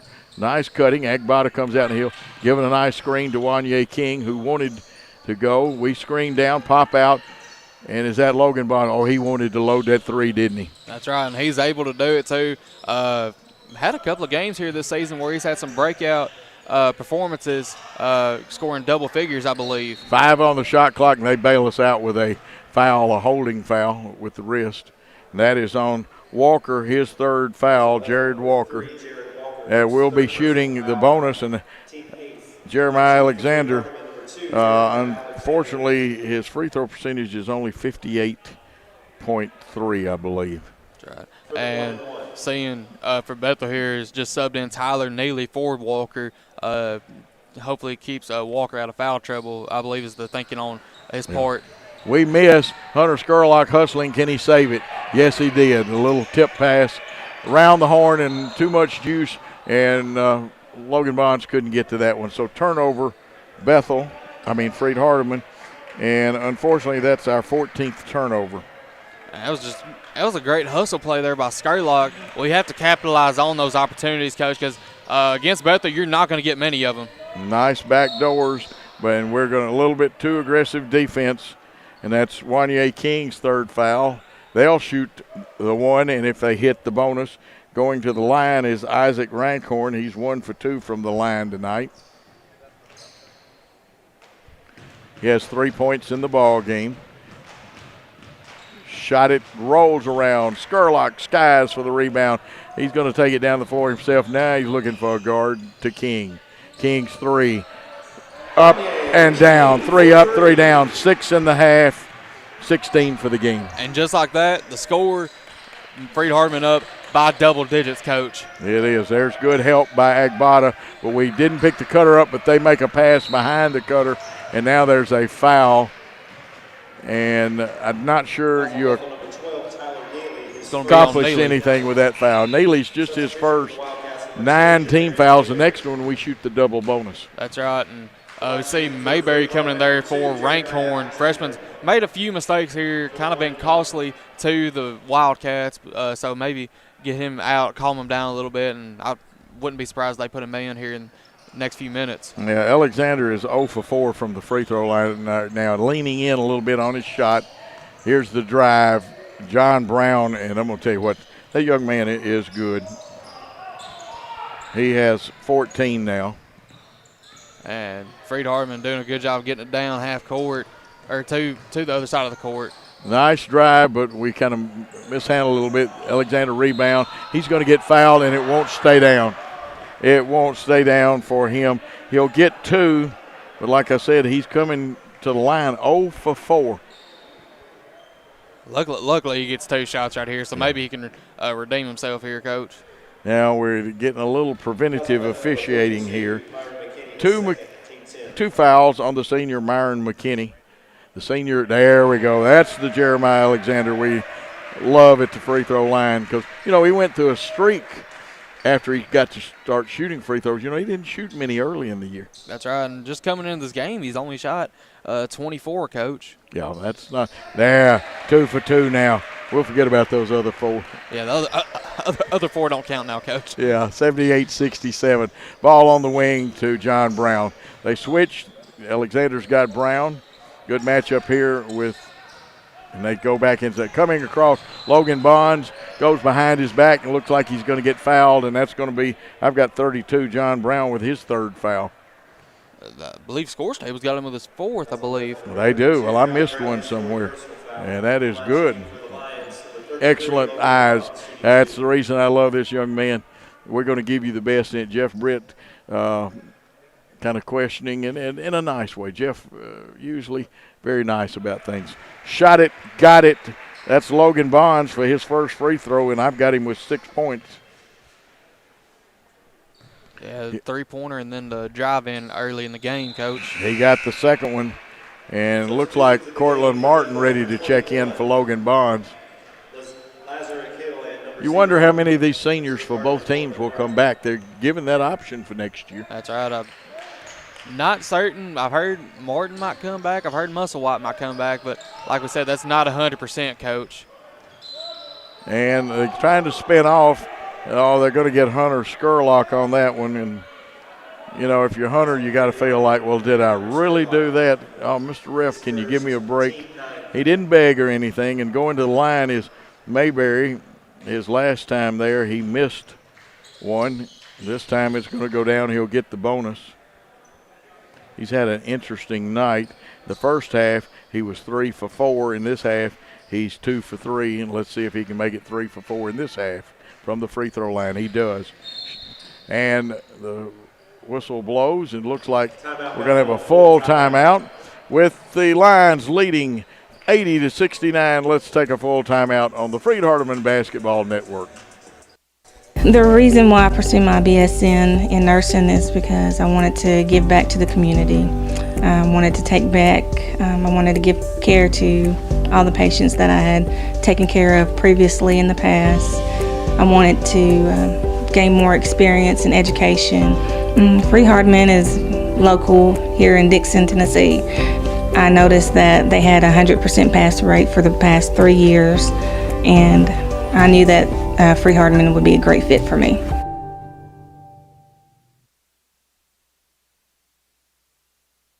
We are back as you see our great huddle, and we do have it officially. The Lindsey Wilson women did beat, and it had to be a real white knuckler, 78-76. That helps the Lady Lions of Freed Hardeman. That's right. And I think that does push them into that second spot there.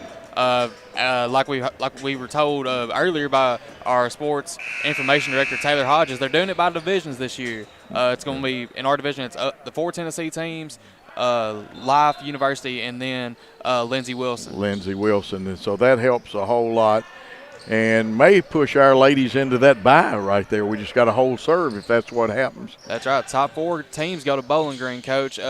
Top 2 in each division. We come off some Chris screens, and now Agbata sets one for Skurlock. And Agbata, we had it's a wrestling match, and I think they're going to get Mayberry for a hole.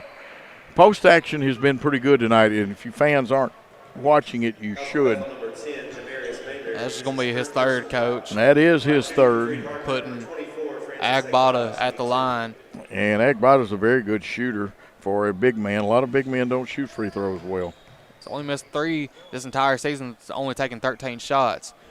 He shot it and got that one. That's, as Joe Dean used to say, nothing but string music. And it's very unusual today, as we've seen, for big men to shoot as good at free throws. But Francis Agbata is a key example of why big men can, or how big men can shoot free throws very well, Coach. Now, Agbata originally from France, I believe. He came here to an academy, and we have recruited him. Oh, here's a steal. Good job, Agbata, the quick hands. And again, here's the foul. And if that's on who I think it is, that is Jamarius Mayberry, the senior's 4th foul. And that's going to put another very good free throw shooter at the line in Wanye King. And on the season, King 89% from the line, only shooting 19 this season. I think we may have jinxed him. It was straight enough, but it hit the front of the rim. Sometimes you got to have 60% of your power's got to come out of your legs. That's right. Nice follow through. He used it right there, Coach. He sure did. He's got 17 in the contest, 7 in this half, and we increased that lead by 1. High screen, they didn't use it. We tipped the ball out of bounds. Good defense. I'll tell you what, I think over the first game we have improved our defense when they kind of blew us out in the first half. That's right. And as looking at the scoreboard, they had 53 coming into the half. They've only scored 16 to Freed Hardeman's 33. Here's a nice drive, and this time Agbata got so close. Clement did a good job of getting into his body. And that's just Agbata's first, but that's 10. Now everybody's shooting the double bonus. And Chandler Clements, 81.5% free throw shooter. Has not been there tonight. He gets his first free throw made. He's got 16 on the night. And for Bethel checking in was Rose. And then now for Freed-Hardeman, Musselwhite checking in for Wanye King. Didn't see who went out there for Bethel. Might have been Mayberry. Second one off the iron, though. Rebound, Jeremiah Alexander. And he gives it off, and that's a smart move. Cortland Martin with the basketball. And he looks like he's guarded, by Neely? Yes. I believe so. The freshman out of Creekwood. Gerlach wants to go. He kicks it out around the horn. Musselwhite's got it up just off the iron. Rebound fought for, and looks like Chandler Clements comes out of there with it. He's looking for help, gets it. Big Rose gets it for Bethel. Cameron Rose. Here's Neely. The kick to McKinney. McKinney would love to light up. He's a good shooter. Here we go. Musselwhite getting in that passing lane, Michael. That's right. He wanted to take that and go to the other side of the court with it and potential slamming it down. Here's Neely to McKinney. Now they go down low. A good trap. They don't get it out of there. We make steal. Great defense, Freed-Hardeman. Cortland Martin, a little shake and bake, a little head fake. Musselwhite, he wanted to shoot it wisely, kicks it off, goes and posts up. Here's the 15-footer off the back of the iron, and skying for it is Clements. Tell you what, Cortland Martin's shot does not fall in this game for some reason. Not exactly sure what's going on, but his teammates are really helping out, Coach. Yeah. Nice decision by Jeremiah Alexander. He wanted to dunk it, but he did not have the dunk, though. No, he did not. And now that puts the lead up now to 15, Coach. 15. Yeah, that's a good point at the 6:50 mark. Clements shot short. Musselwhite, good rebound to Skurlock. And we wanted to attack, but we slowed it down and we get into our offense. Here goes Musselwhite. His kick out knocked away. He gets it back, and he gets stripped of it. And that saved a basket by Neely of Bethel.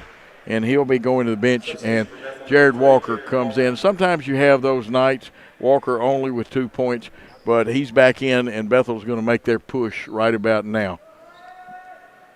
We have the basketball. It would be nice to take a little steam out of them with a score off of this inbound play. Hand off to Martin. Martin step back jumper. His step back jumper is good. And that's the Cortland Martin we know, able to knock it down. Absolutely. Here's Jared Walker. He hits an open, cutting McKinney. That is Myron McKinney, the senior. 5 in this half, 10 for the ball game, 88-72. And Freed-Hardeman going to just try to slow it down here, take some time off of the clock. Here's the shot by Martin, left side, a little short. Rebound, Agbata kicks out. Skurlock wants it. Now he's going to try to kick out, but I believe McKinney knocked his pass out of bounds. And we'll have a timeout. A lot of hand action going on again. We'll see the referees blow their whistle. They take a timeout. Let's take a short timeout with Freed-Hardeman leading 88-72 on Worthy Road Studios. The reason I chose Freed-Hardeman was I came for orientation, and I felt welcomed and loved, and I've toured many nursing programs, and this was different. This one was something different to me, and it's been amazing, and I really enjoyed it, and it's something I'll always remember, and this is family to me. I also chose Freed-Hardeman because of the 100% pass rate at Dixon. They've had a 100% pass rate for the last 3 years, and that finalized my decision to come to Freed-Hardeman.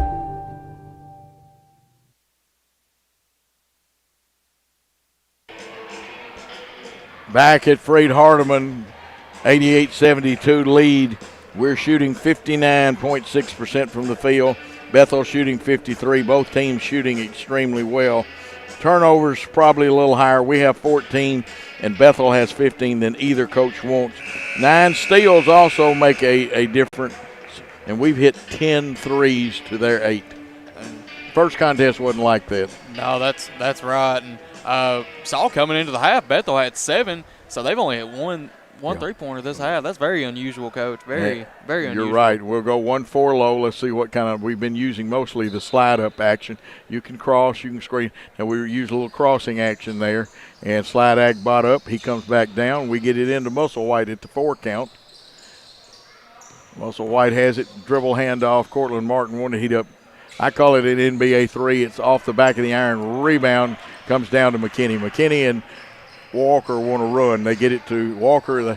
His pass, and they were going for the dunk. It was going to be a lob and a dunk. Gets tipped away, but they get it back. 18 on the shot clock. Plenty of time for Bethel. There's the skip pass across. McKinney's got that nice, soft, flicking shot, and it really is good. He just kind of flips it up there, and it goes in. That's right. And not really even jumping at all, Coach. Kind of looked like my three-pointer back in high school. McKinney has 13 to this point as the Lions back on the attack. 3 falling away just slightly was Cortland Martin, and it came up just hair short.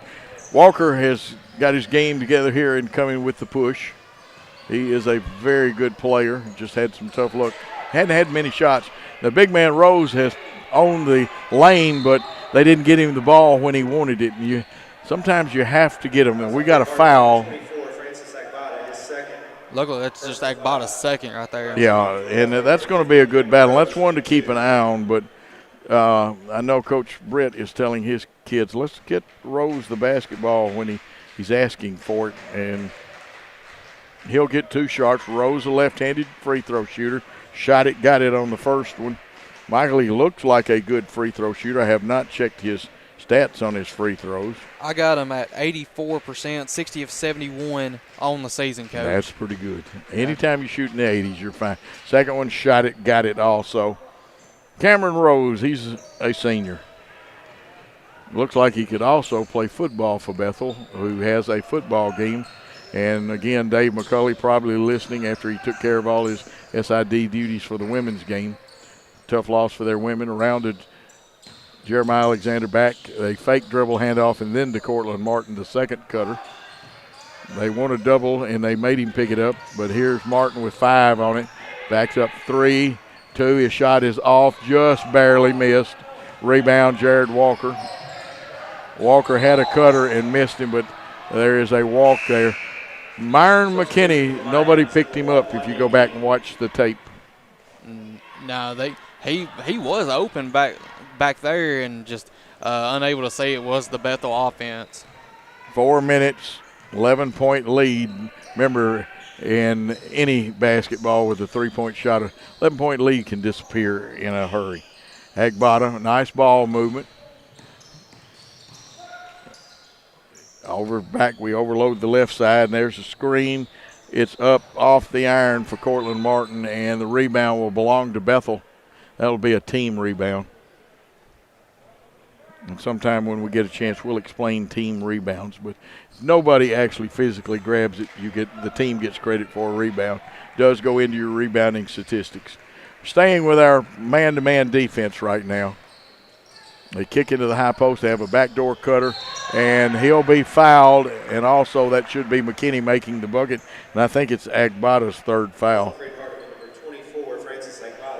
And just like that, Freed Hardman has gone from like a 16 to 18-point lead down to a 9, Coach.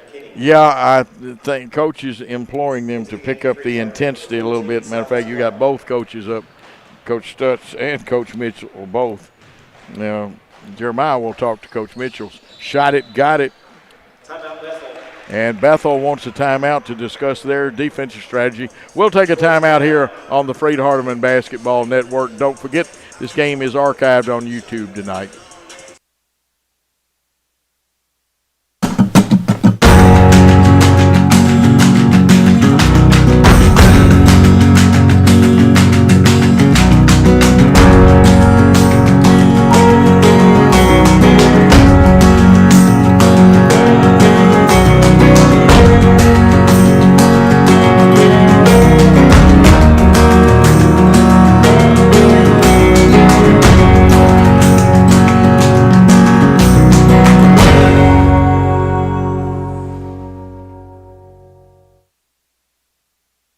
Coach Joe Holloway and Michael Mullenix back with a great camera crew, and Paul Schultze producing and directing.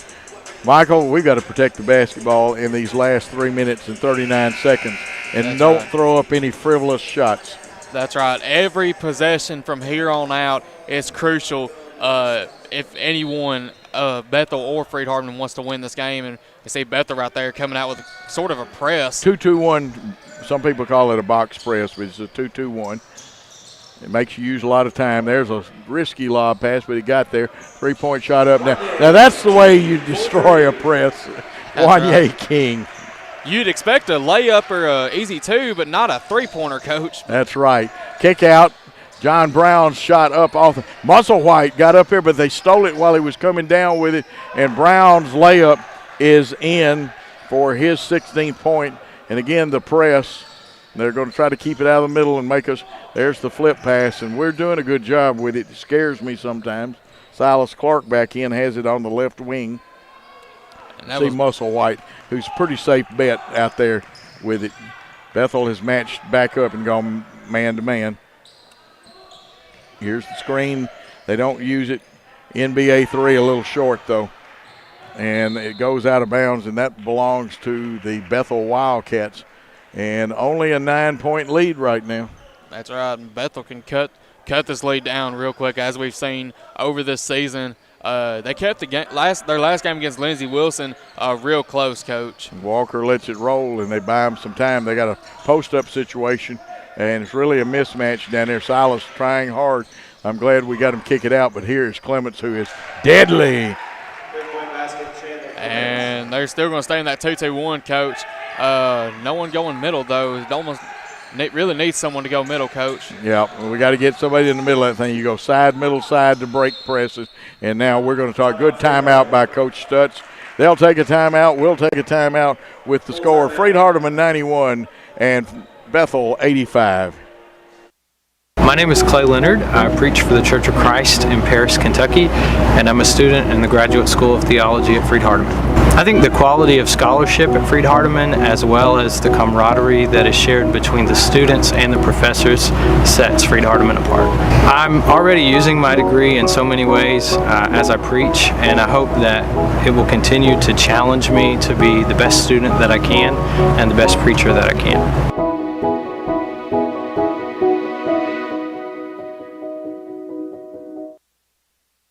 We are back here. Okay, Michael, what do we got to do to win in this last 2-12? Well, like we said, every possession from here on out is crucial. You need to get some quick points up if you can. Hold the ball, run some time off the clock, and stop the defensive, or have some good defensive possessions as well, Coach. Freed Hardeman does these things. They can win this game. Just remember, time is on our side as of right now, but we can't let it go the other way around, Coach. You're right. 21 seconds on the shot clock. We'll run a three-man gap. I call it a gap line, and there's a little X play off of that middle person. Works well. Here comes the hard pressure. They're trapping, and they tried to tie Jeremiah up. He gets out of the trap. There's still 12 on the shot clock, and Coach Britt wants them to come after him. Now they match up. We run the cutter through, out to Cortland Martin, shoots at 4. His shot off the front of the iron, and a rebound by John Brown, and a big rebound. Just a 6-point lead now. Brown going to the hole. No NBA continuation. Coach Britt asked for it, but that would have been NBA continuation. And that foul is on Silas Clark. I've got him with 3. Of course, both teams over it. Be a 2-shot foul no matter what, and Brown is a very good free throw shooter at 80%. He'll get 2. Eyes it, tries it, and buys it. He's got 17 now in the contest, and Bethel inching ever so close. Second one, shot it, got it, and again, another timeout Bethel to discuss that strategy. We'll keep it here. Okay, we've only got a 4-point lead. It doesn't matter if they foul, they'll try to foul who they think is our bad free throw shooters. Are we in the quick steal, quick foul situation, or are they going to let us run a little time if they don't get a steal? Well, with 145 and only a 4-point lead, they might go with the quick steal because it's hadn't been working as well, but it could still be effective with that double team that they're applying here, Coach. Well, they're going to try to make them on the full court basis use as much time up. Remember, breaking a press, if you can get somebody in the middle and then you go side, middle, side, and you may have to return it around the outside. 10 seconds to get the ball across the half line. Coach, I like, look, he's teaching all the time. What a great shot by our crew. That's what you get with Worthy Road Studios. Again, this game will be archived forever on YouTube tonight, probably about 11 o'clock at night, maybe quicker than that. And Worthy Road Studios does a great job. They do funerals, weddings, etc. They do Freight Hardeman Bash. Nice setup. I like the way. Oh, and we had a mental mistake.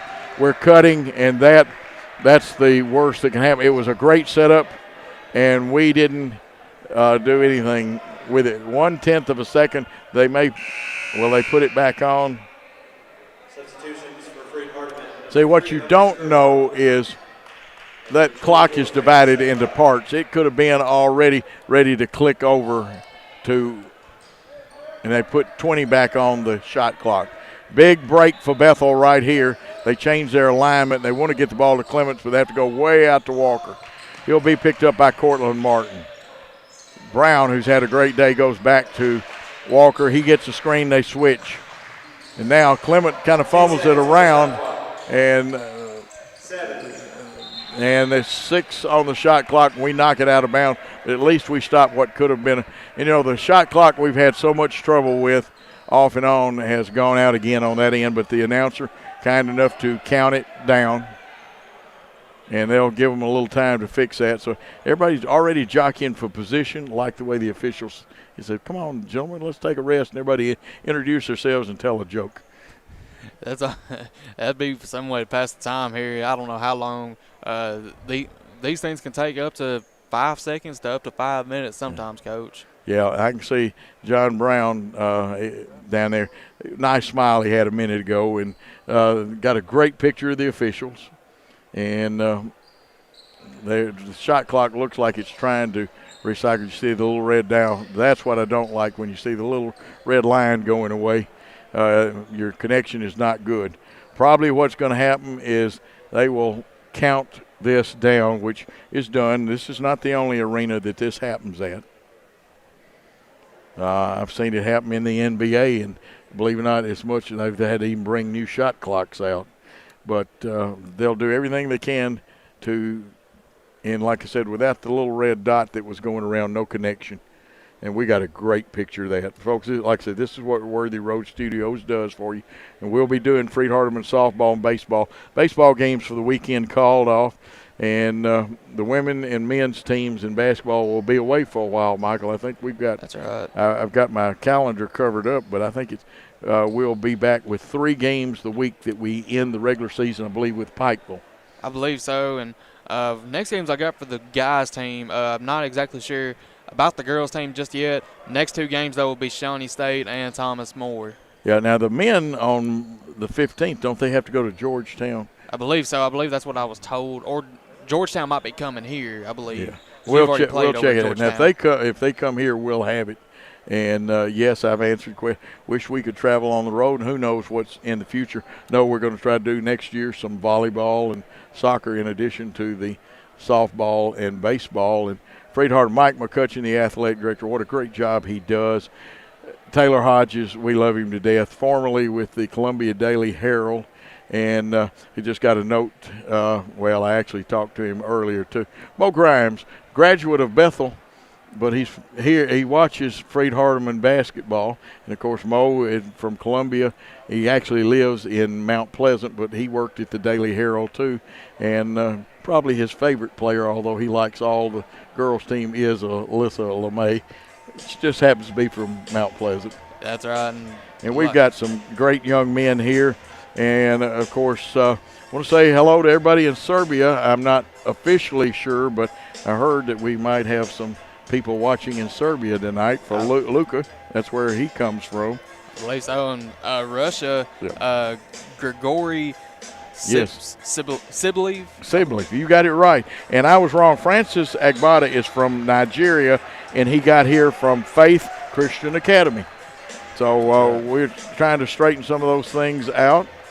And, of course, and looks like we just got the shot clock back and about to be ready back for action here, Coach. Well, it looks like John Brown will trigger it in. Bethel goes back to their 1-4, and I think they'll screen. They'll try to lob it. Agbata, good hands. Good hands by him to block it. Quick hands. Now, Brown over here is going to go down. I don't know whether he's going to set a screen, try to post up inside. And it looked like it might have knocked another second off the shot clock. I don't know what the referees are discussing here, though. Well, we'll have to wait for them, and the clock's at 1:28. They may be going to put some time back on it now. Looks like Bethel is going to go to a box setup. You can screen up, you can screen across, you can also screen for the screener out of this. There are a lot of combinations, and now they're explaining it. And I don't blame Coach Stutz. I would ask for a full explanation of what's going to happen. And and we will look for that explanation. Don't forget post-game comments that we'll have Coach Stutz and also Michael Mullenix. And I'm gonna see if we can get. We're going to get Coach McCutcheon to come in here, and I still call him Coach. Come on in and finish the color commentary. He is a great AD, but he also was a very fine basketball coach. Precarious situation for us on this. I was interested. I would have only had 5 on the shot clock. This is Walker from Humboldt. He misses. He's had a tough night. Big rebound. Hunter Scarlock, Mike. Big play right there. You know, right now it's about rebounding and defensive stops and just, you know, take care of the ball. We were playing so hard so long, but then we had a little lull for a minute and allowed them to kind of get back in the ball game. Yeah, you know, it's just hard to keep momentum, especially against a good team that's scrappy and playing hard like Bethel is. And well, they got shooters. They're not giving up, and they got some guys that will hurt you if you leave them open. Hunter Scarlock at the line, shot it, got it. That's a big shot. And that's his first free throw. But a very important point there. And, of course, Hunter shoots so well from the free throw line. There it is. Nice stroke. Great He job. got both of them, yeah. Yep. As the late Bill Haney would say, shot it, got it. There you go. Just gotta defend, play solid, no mistakes, make stops, and definitely get rebounds. Nice scoop pass. It came off the rim. You can depend on John Musselwhite quickly into the forecourt. And I tell you what, you got to give credit to Mayberry for knocking that one away. Yeah, great hustle on his part. Of course, John, you know, he's just been such a great rebounder for us. He just goes and gets them and comes up with balls and does a lot of things you don't realize. Even when if he's not making shots, he's still doing things to help you win. Nice job on our out-of-bounds play on the side. I love that where you got 3 across and you cut front and back and read it. Agbata has chipped in tonight. He didn't start, but you know what? He played like a champ the whole time. 14 on the shot clock. Cortland Martin ready to wheel and deal. Gets the screen from Agbata. Goes towards the hole. A little off balance, but you know what? Jeremiah Alexander with the flush, Mike. As long as you got somebody to clean it up at the end. And Jeremiah, I'll tell you what, he's had a great game. He's making some big plays. Doing some great things for us tonight. Jeremiah, after a little lull a couple of weeks ago, he has really come on. He had 10 big points against Martin Methodist the other night. He has, and he just does so many things well. And works hard, plays hard, defends. Okay, Mike, I'm going to let you play true color man now. And again, AD, former coach. Okay, to take both sides. First of all, what have we got to do with our lead at 95-87? Well, big thing, again, you know, rebound. We've got to rebound. We've got to take care of the ball. Don't get in a hurry to get shots. Be ready to go on the line and make check shots 1 2 on the line and finish this game out. Absolutely. Now, if you're Bethel, you know Jeff Britt well. He's been there for 21 years. What do you think Jeff's thinking? You know, with the scores he's got, there's always a chance. He's got some guys that can make some big shots and are hard to guard, and so we've really got to take care of things on the defensive end. Of course, we got good news for the women, the Bethel women, and it lost for our women. It was good because that may allow us to move up and get into that by divisions. There's 2 byes in each division. That's right. That's right. You know, it's just there are going to be so many little things. Just one win can make all the difference for us in this conference. Now, before we go back to the basketball game, softball tomorrow, what, at 2 and 4 o'clock? Softball, 2 and 4.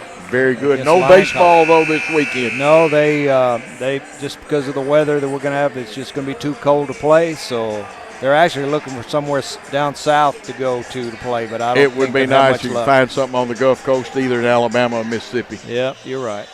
Here we go. I like the full court pressure.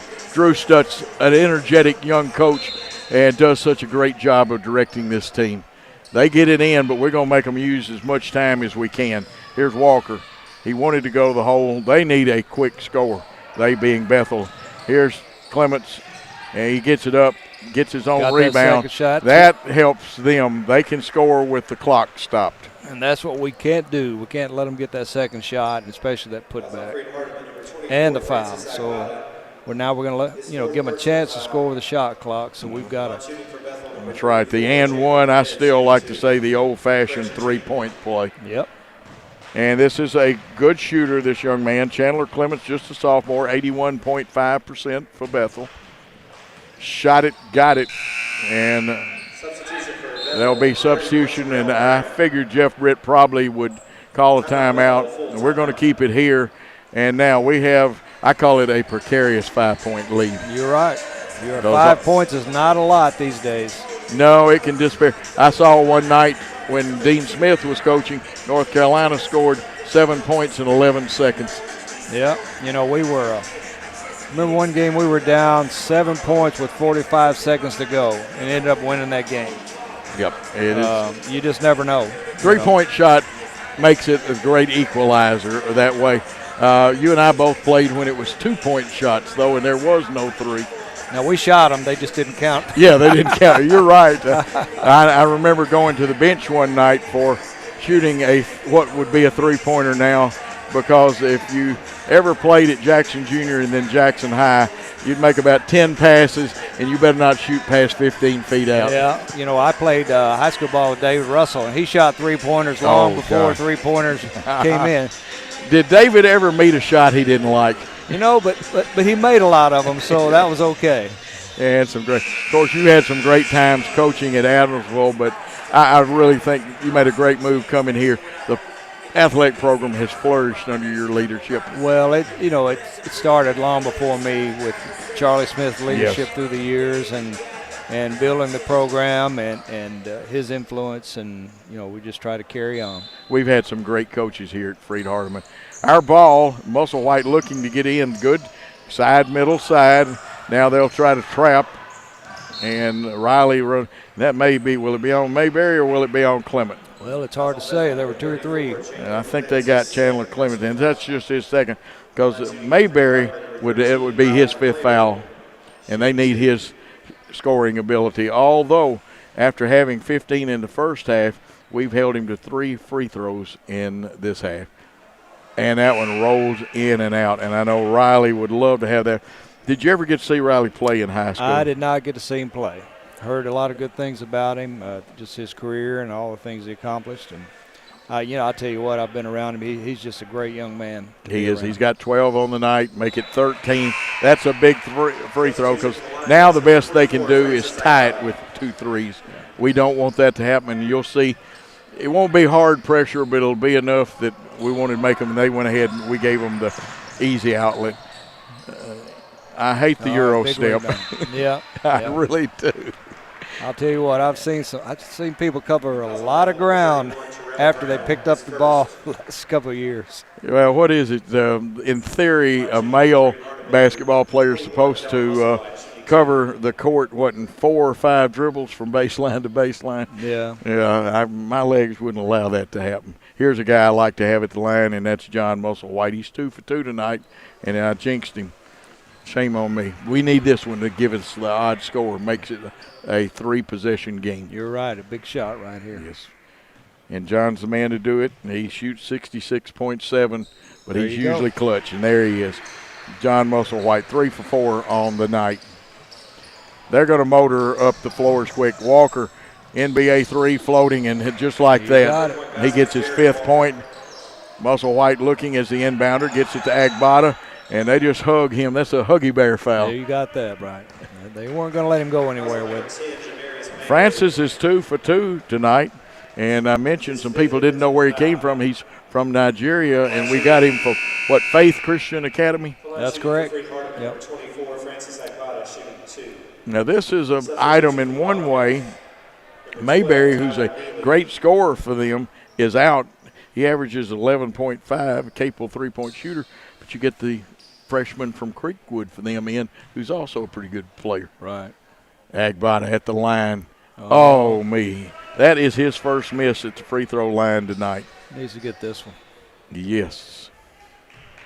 13 seconds left. Shot clock off. Second free throw up. Rattles around. It's good, Mike.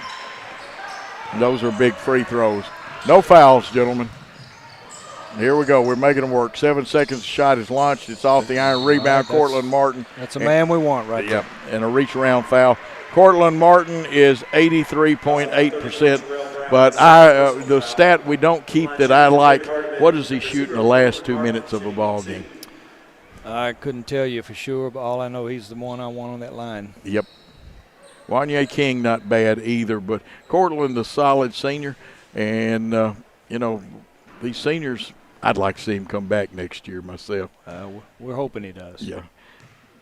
Cortland from Humboldt, his first shot up and good. And that's, you heard Coach Mike McCutcheon, who's really the AD, but I still call him Coach.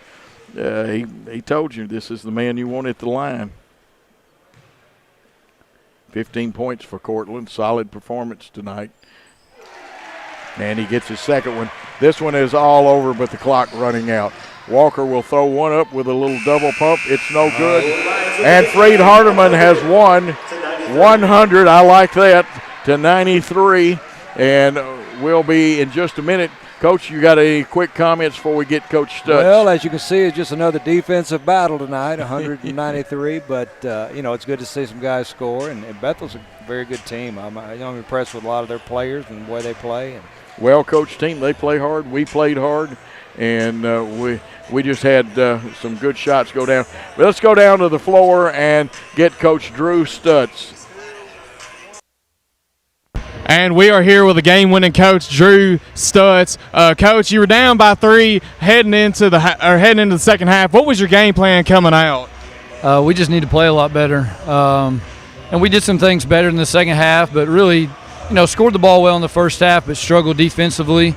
This is our 4th game in 7 days, so you could tell early in the game, mentally and physically, we weren't there like we needed to be. Second half, made some improvements, but glad we found a way to win even when we weren't playing our best tonight. And you had a lot of players tonight contribute in really every way. Who do you think was probably the biggest contributor for this game? Hard to say, hard to say. A lot of guys played well. I thought Jeremiah Alexander at times really played with some good energy. But, like I said, it wasn't a consistent effort. But when you don't play your best and you're able to beat a good team, that's something you can be proud of. That's right. And we just found out from Taylor Hodges, I believe, today, or y'all might have known probably earlier, they split it up into divisions this year. And looking at the standings, we're second place right now. I believe this is the South Division. What do you think our chances are of getting a first-round game in Bowling Green and possibly winning the conference championship and even the NAIA? Yeah, I think we're tied head-to-head with Bethel. We split with them, and we're both 500 in conference play. So I think we're tied right now as far as the South goes. You just got to take it one game at a time. We got a really tough schedule right here ahead. Shawnee State, 6th in the nation. Georgetown coming into town. Cumberland, Kentucky. I mean, there's so many good teams in our conference. You just got to show up and give your best every night.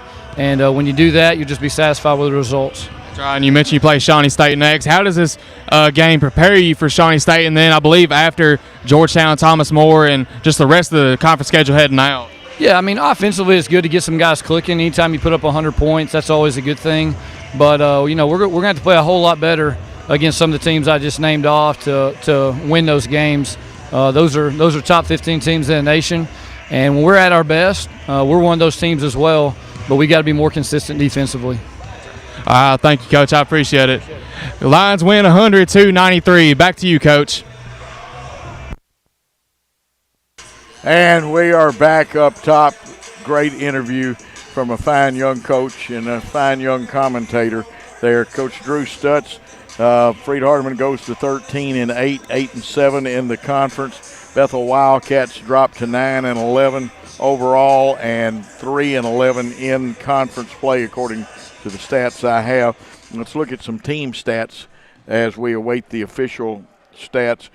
Field goal percentage, 53% for Freed Hardeman on 35 of 66. Bethel was 33 for 62 for 53%. From the three-point line, Bethel was hotter than a $2 pistol, 11 for 21 for 52%. Freed Hardeman made one more, 12 for 32 at 37.5%.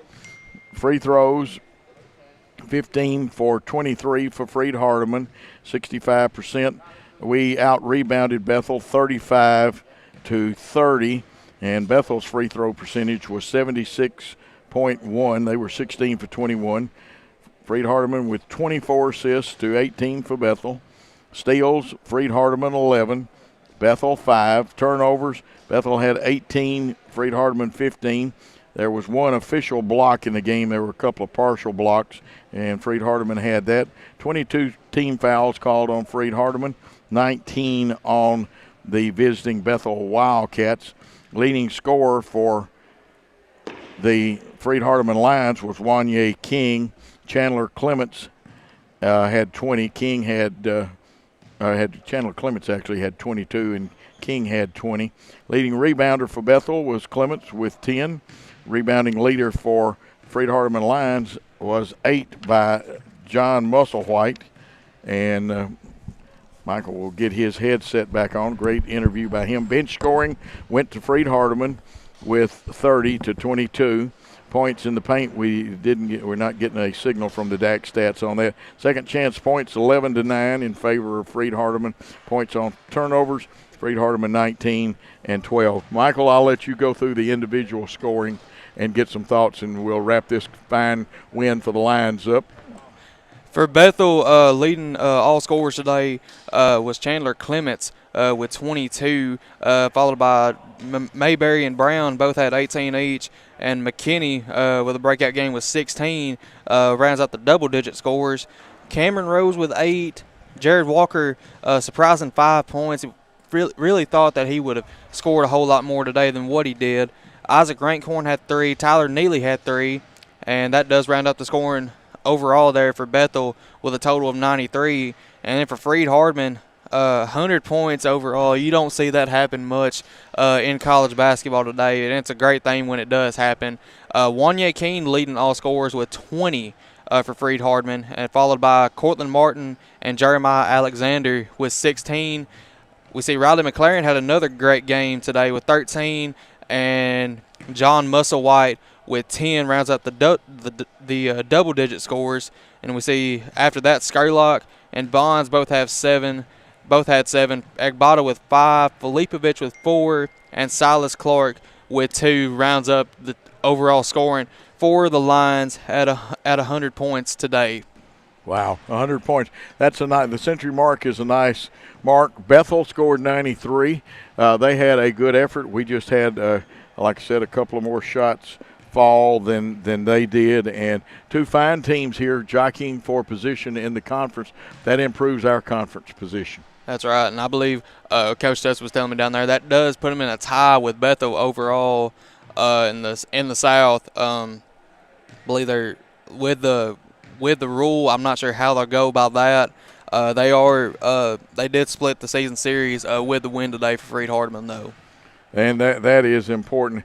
Now, the one thing we don't know is what the tiebreakers are on this. And I know as far as Freed Hardeman is concerned, that's the one we've got to take care of business, on our own. And it's just one of those things. Final comments. Michael. Great game overall by Freed-Hardeman. Really came out in that second half and played what Freed-Hardeman basketball really is today, Coach. Overall, great offense, defense improving by each game. And I believe Freed-Hardeman going forward, I believe they won't have any trouble winning the South Division regular season, possibly even the conference championship.